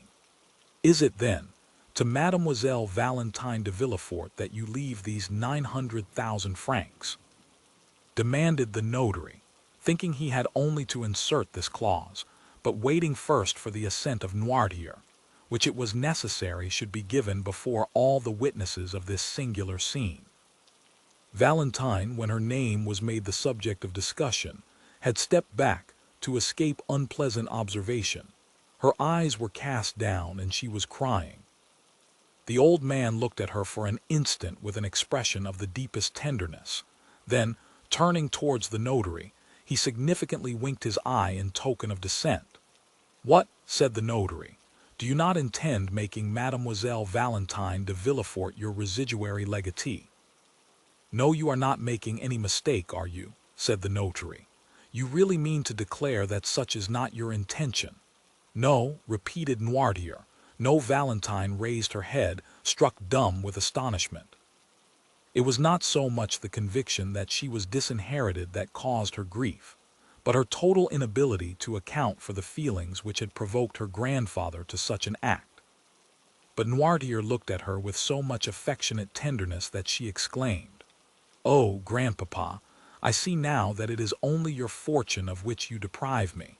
You still leave me the love which I have always enjoyed." "Ah, yes, most assuredly," said the eyes of the paralytic, for he closed them with an expression which Valentine could not mistake. Thank you," murmured she.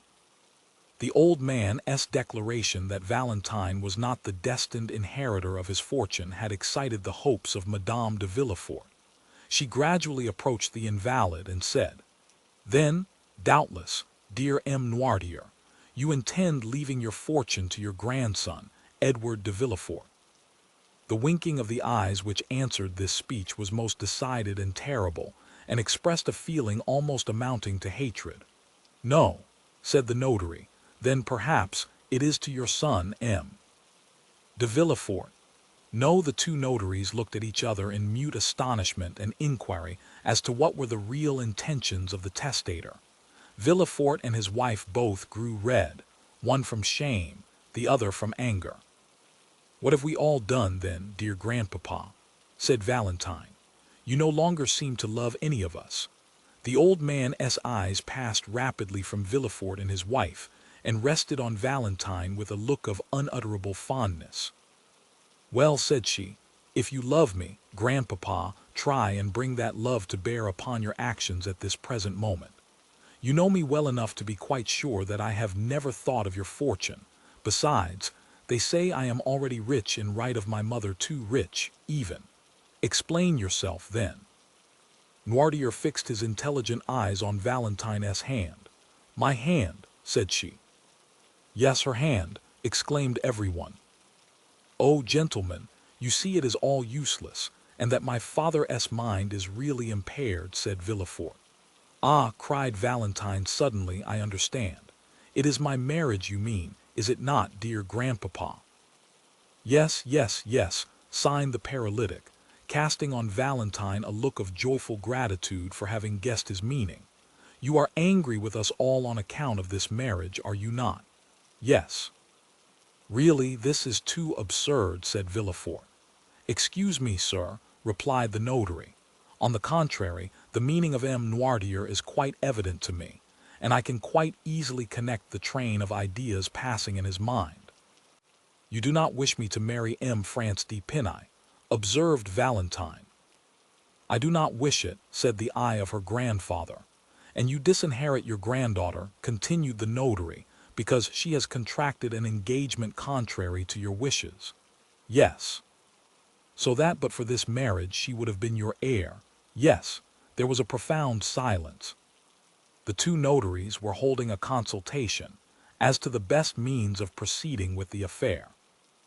Valentine was looking at her grandfather with a smile of intense gratitude, and Villefort was biting his lips with vexation, while Madame de Villefort could not succeed in repressing an inward feeling of joy, which, in spite of herself, appeared in her whole countenance. "But," said Villefort, who was the first to break the silence, "I consider that I am the best judge of the propriety of the marriage in question. I am the only person possessing the right to dispose of my daughter's hand. It is my wish that she should marry M. France de Pinay, and she shall marry him. Valentine sank weeping into a chair. Sir, said the notary, how do you intend disposing of your fortune in case Mademoiselle de Villefort still determines on marrying M. France? The old man gave no answer. You will, of course, dispose of it in some way or other. Yes. In favor of some member of your family. No, do you intend devoting it to charitable purposes then? Pursued the notary. Yes, but said the notary, you are aware that the law does not allow a son to be entirely deprived of his patrimony. Yes. You only intend, then, to dispose of that part of your fortune which the law allows you to subtract from the inheritance of your son. Noirtier made no answer. Do you still wish to dispose of all? Yes, but they will contest the will after your death. No, my father knows me, replied Villefort. He is quite sure that his wishes will be held sacred by me. Besides, he understands that in my position I cannot plead against the poor. The eye of Noirtier beamed with triumph. What do you decide on, sir? Asked the notary of Villefort. Nothing, sir. It is a resolution which my father has taken, and I know he never alters his mind. I am quite resigned. These 900,000 francs will go out of the family in order to enrich some hospital. But it is ridiculous thus to yield to the caprices of an old man, and I shall, therefore, act according to my conscience. Having said this, Villefort quitted the room with his wife, leaving his father at liberty to do as he pleased. The same day the will was made, the witnesses were brought. It was approved by the old man, sealed in the presence of all, and given in charge to M. Deschamps, the family notary. Chapter 60. M. and Madame de Villefort found on their return that the Count of Monte Cristo, who had come to visit them in their absence, had been ushered into the drawing-room, and was still awaiting them there. Madame de Villefort, who had not yet sufficiently recovered from her late emotion to allow of her entertaining visitors so immediately, retired to her bedroom, while the procureur, who could better depend upon himself, proceeded at once to the salon. Although M.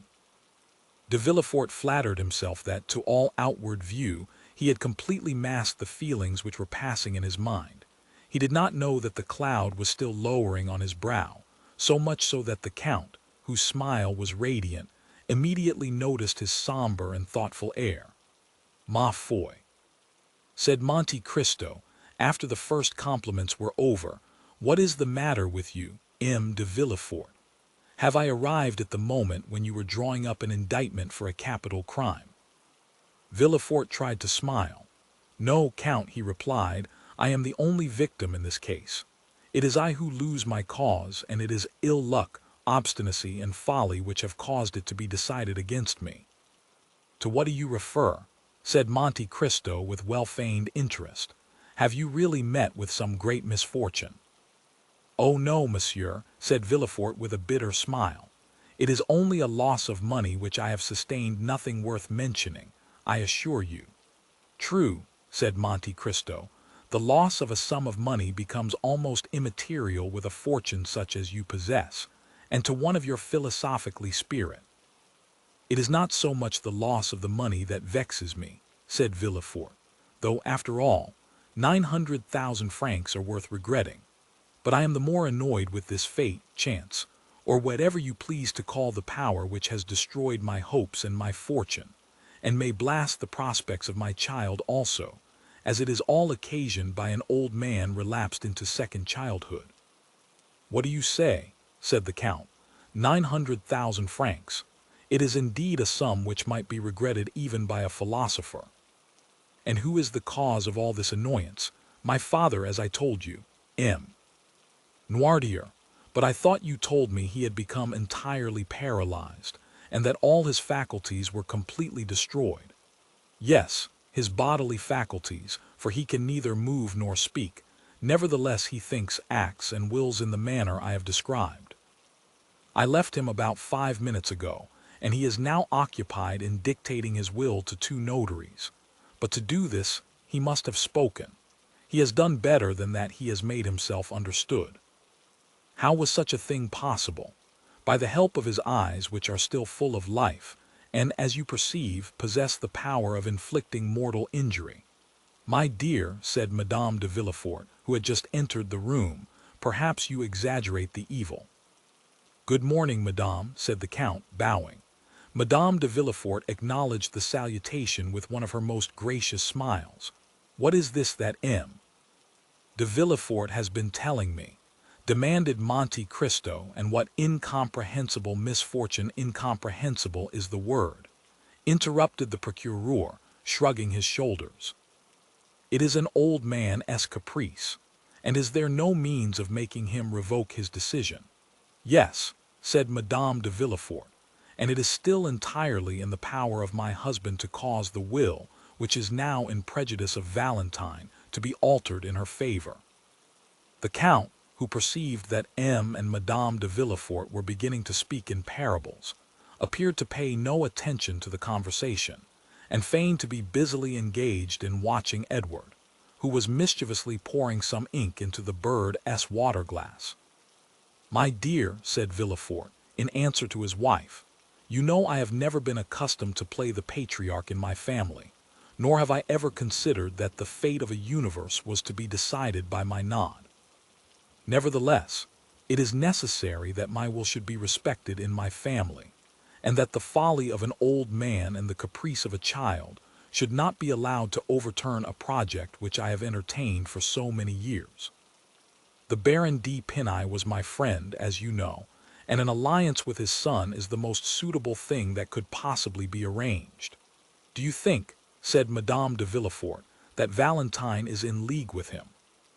She has always been opposed to this marriage, and I should not be at all surprised if what we have just seen and heard is nothing but the execution of a plan concerted between them. Madame, said Villefort, believe me, a fortune of 900,000 francs is not so easily renounced.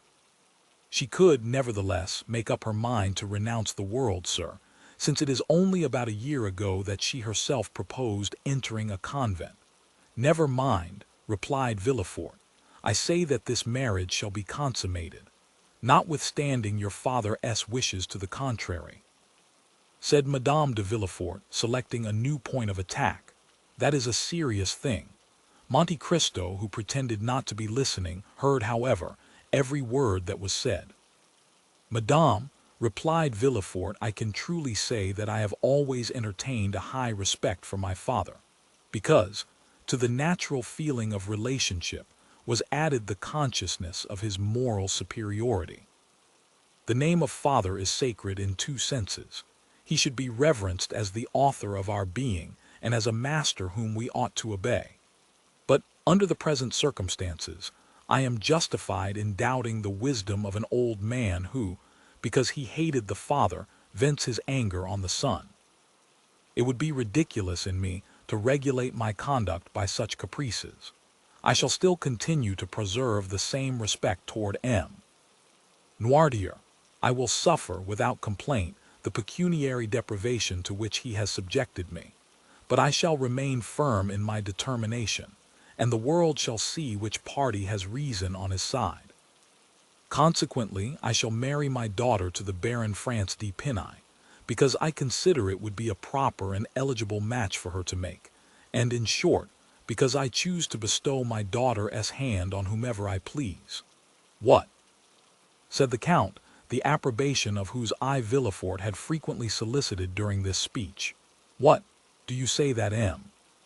Noirtier disinherits Mademoiselle de Villefort because she is going to marry M. le Baron France de Pinay?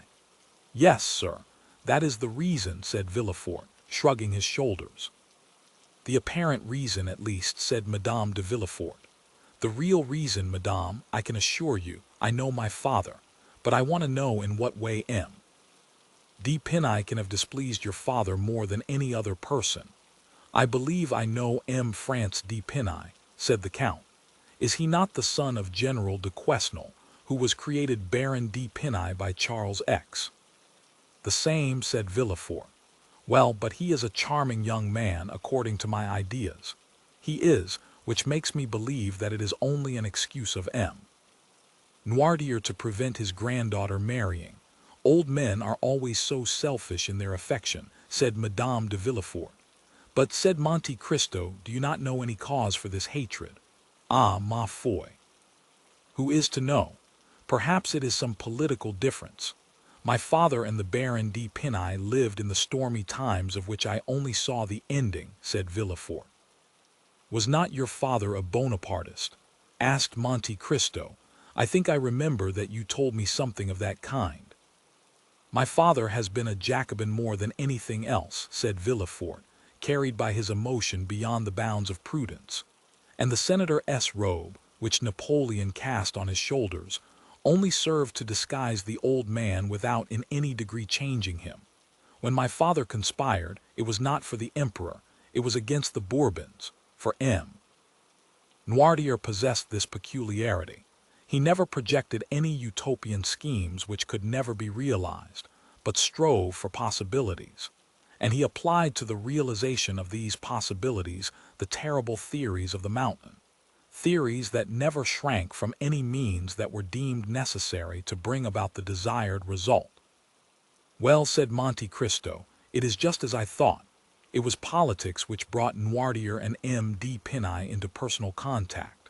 Although General de Pinay served under Napoleon, did he not still retain royalist sentiments? And was he not the person who was assassinated one evening on leaving a Bonapartist meeting to which he had been invited on the supposition that he favored the cause of the emperor? Villefort looked at the count almost with terror. Am I mistaken, then? Said Monte Cristo. No, sir, the facts were precisely what you have stated, said Madame de Villefort.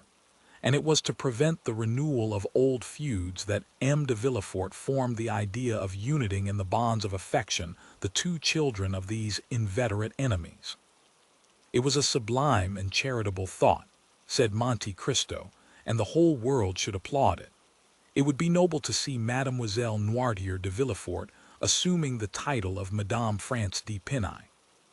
Villefort shuddered and looked at Monte Cristo, as if he wished to read in his countenance the real feelings which had dictated the words he had just uttered. But the count completely baffled the procureur, and prevented him from discovering anything beneath the never-varying smile he was so constantly in the habit of assuming. Although, said Villefort, it will be a serious thing for Valentine to lose her grandfather's fortune, I do not think that M. de Pinay will be frightened at this pecuniary loss. He will, perhaps, hold me in greater esteem than the money itself, seeing that I sacrifice everything in order to keep my word with him. Besides, he knows that Valentine is rich in right of her mother, and that she will, in all probability, inherit the fortune of M. and Madame de Saint-Emran, her mother's parents, who both love her tenderly, and who are fully as well worth loving and tending as M. Noirtier, said Madame de Villefort. Besides, they are to come to Paris in about a month, and Valentine, after the affront she has received, need not consider it necessary to continue to bury herself alive by being shut up with M. Noirtier. The count listened with satisfaction to this tale of wounded self-love and defeated ambition. But it seems to me, said Monte Cristo, and I must begin by asking your pardon for what I am about to say, that if M. Noirtier disinherits Mademoiselle de Villefort, because she is going to marry a man whose father he detested, he cannot have the same cause of complaint against this dear Edward.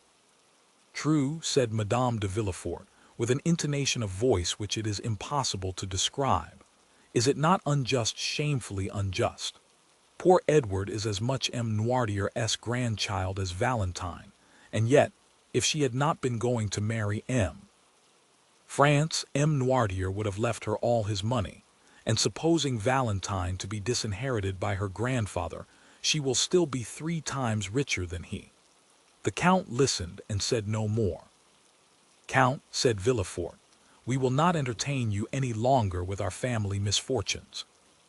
It is true that my patrimony will go to endow charitable institutions, and my father will have deprived me of my lawful inheritance without any reason for doing so. but I shall have the satisfaction of knowing that I have acted like a man of sense and feeling. M. D. Pinai, to whom I had promised the interest of this sum, shall receive it, even if I endure the most cruel privations. However, said Madame de Villefort, returning to the one idea which incessantly occupied her mind, perhaps it would be better to explain this unlucky affair to M. D. Pinai, in order to give him the opportunity of himself renouncing his claim to the hand of Mademoiselle de Villefort. Ah, that would be a great pity, said Villefort. A great pity, said Monte Cristo. Undoubtedly, said Villefort, moderating the tones of his voice, a marriage once concerted and then broken off throws a sort of discredit on a young lady. Then again, the old reports which I was so anxious to put an end to will instantly gain ground. No, it will all go well. M.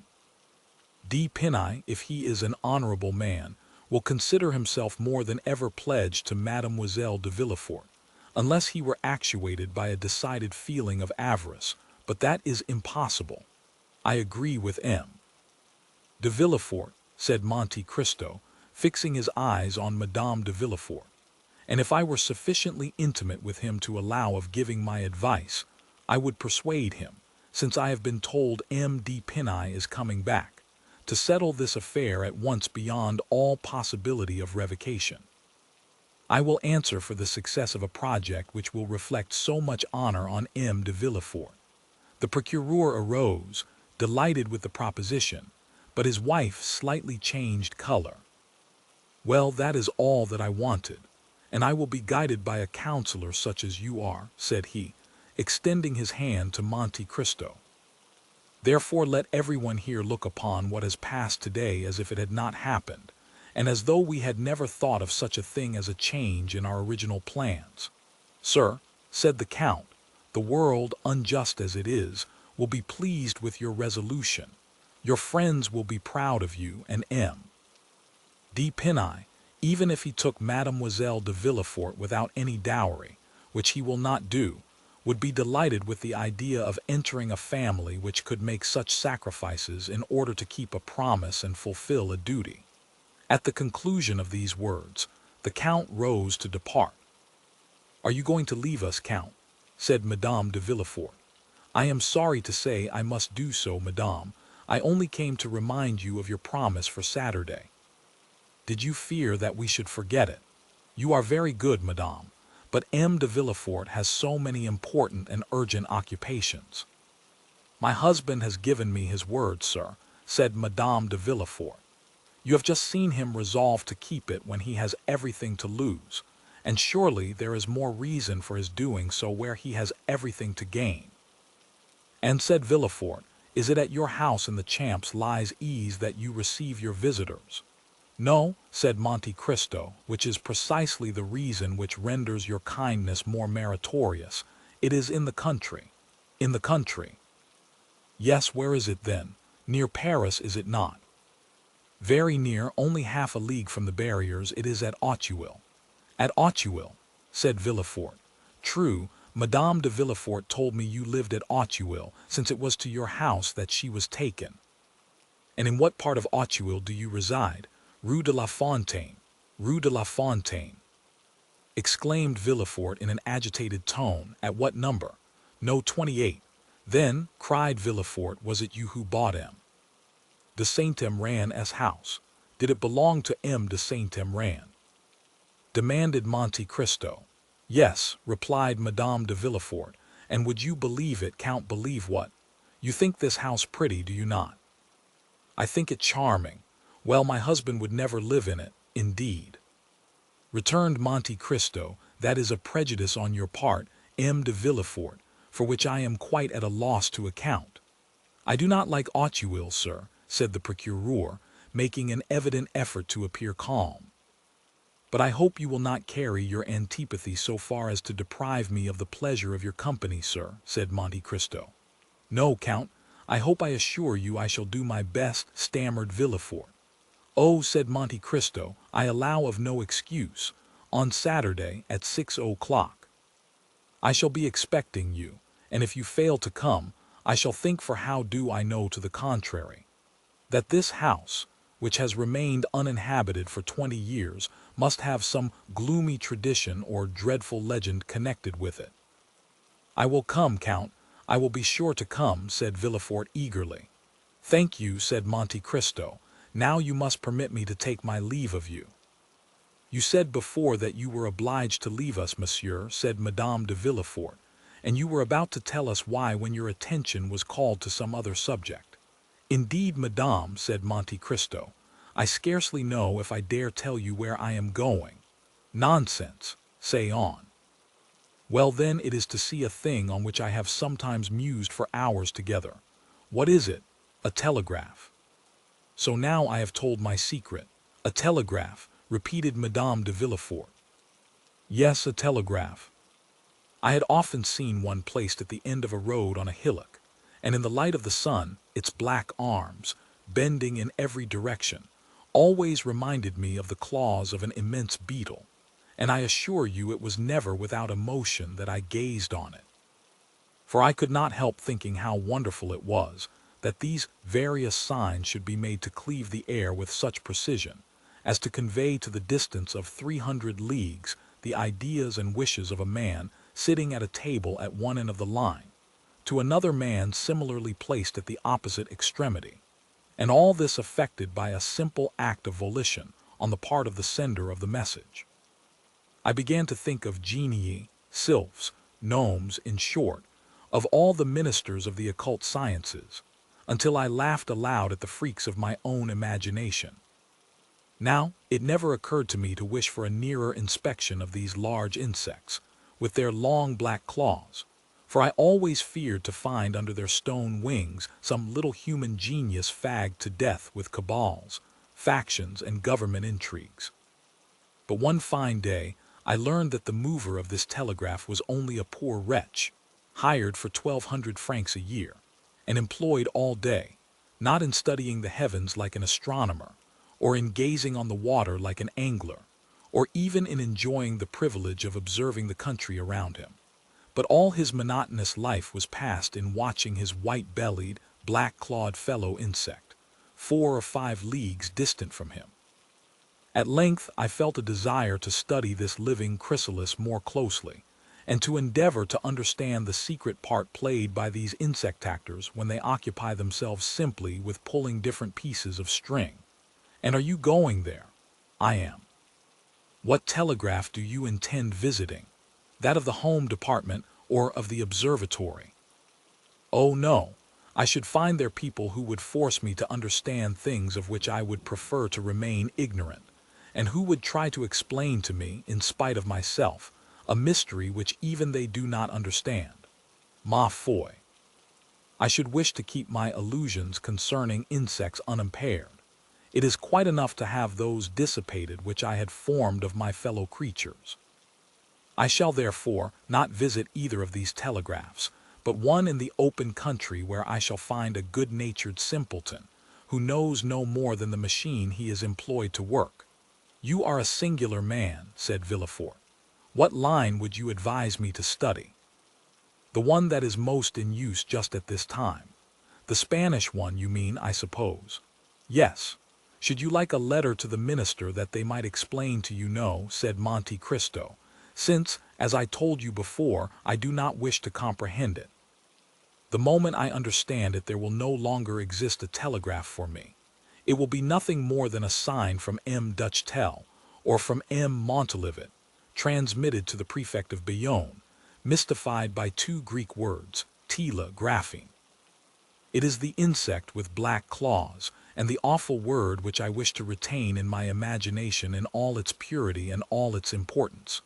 Go then, for in the course of 2 hours it will be dark, and you will not be able to see anything. Ma foi! You frighten me. Which is the nearest way? Bayonne." "Yes, the road to Bayonne, and afterwards the road to Ch. Tillon." "Yes." "By the tower of Montleray, you mean?" "Yes, thank you." "Goodbye. On Saturday I will tell you my impressions concerning the telegraph."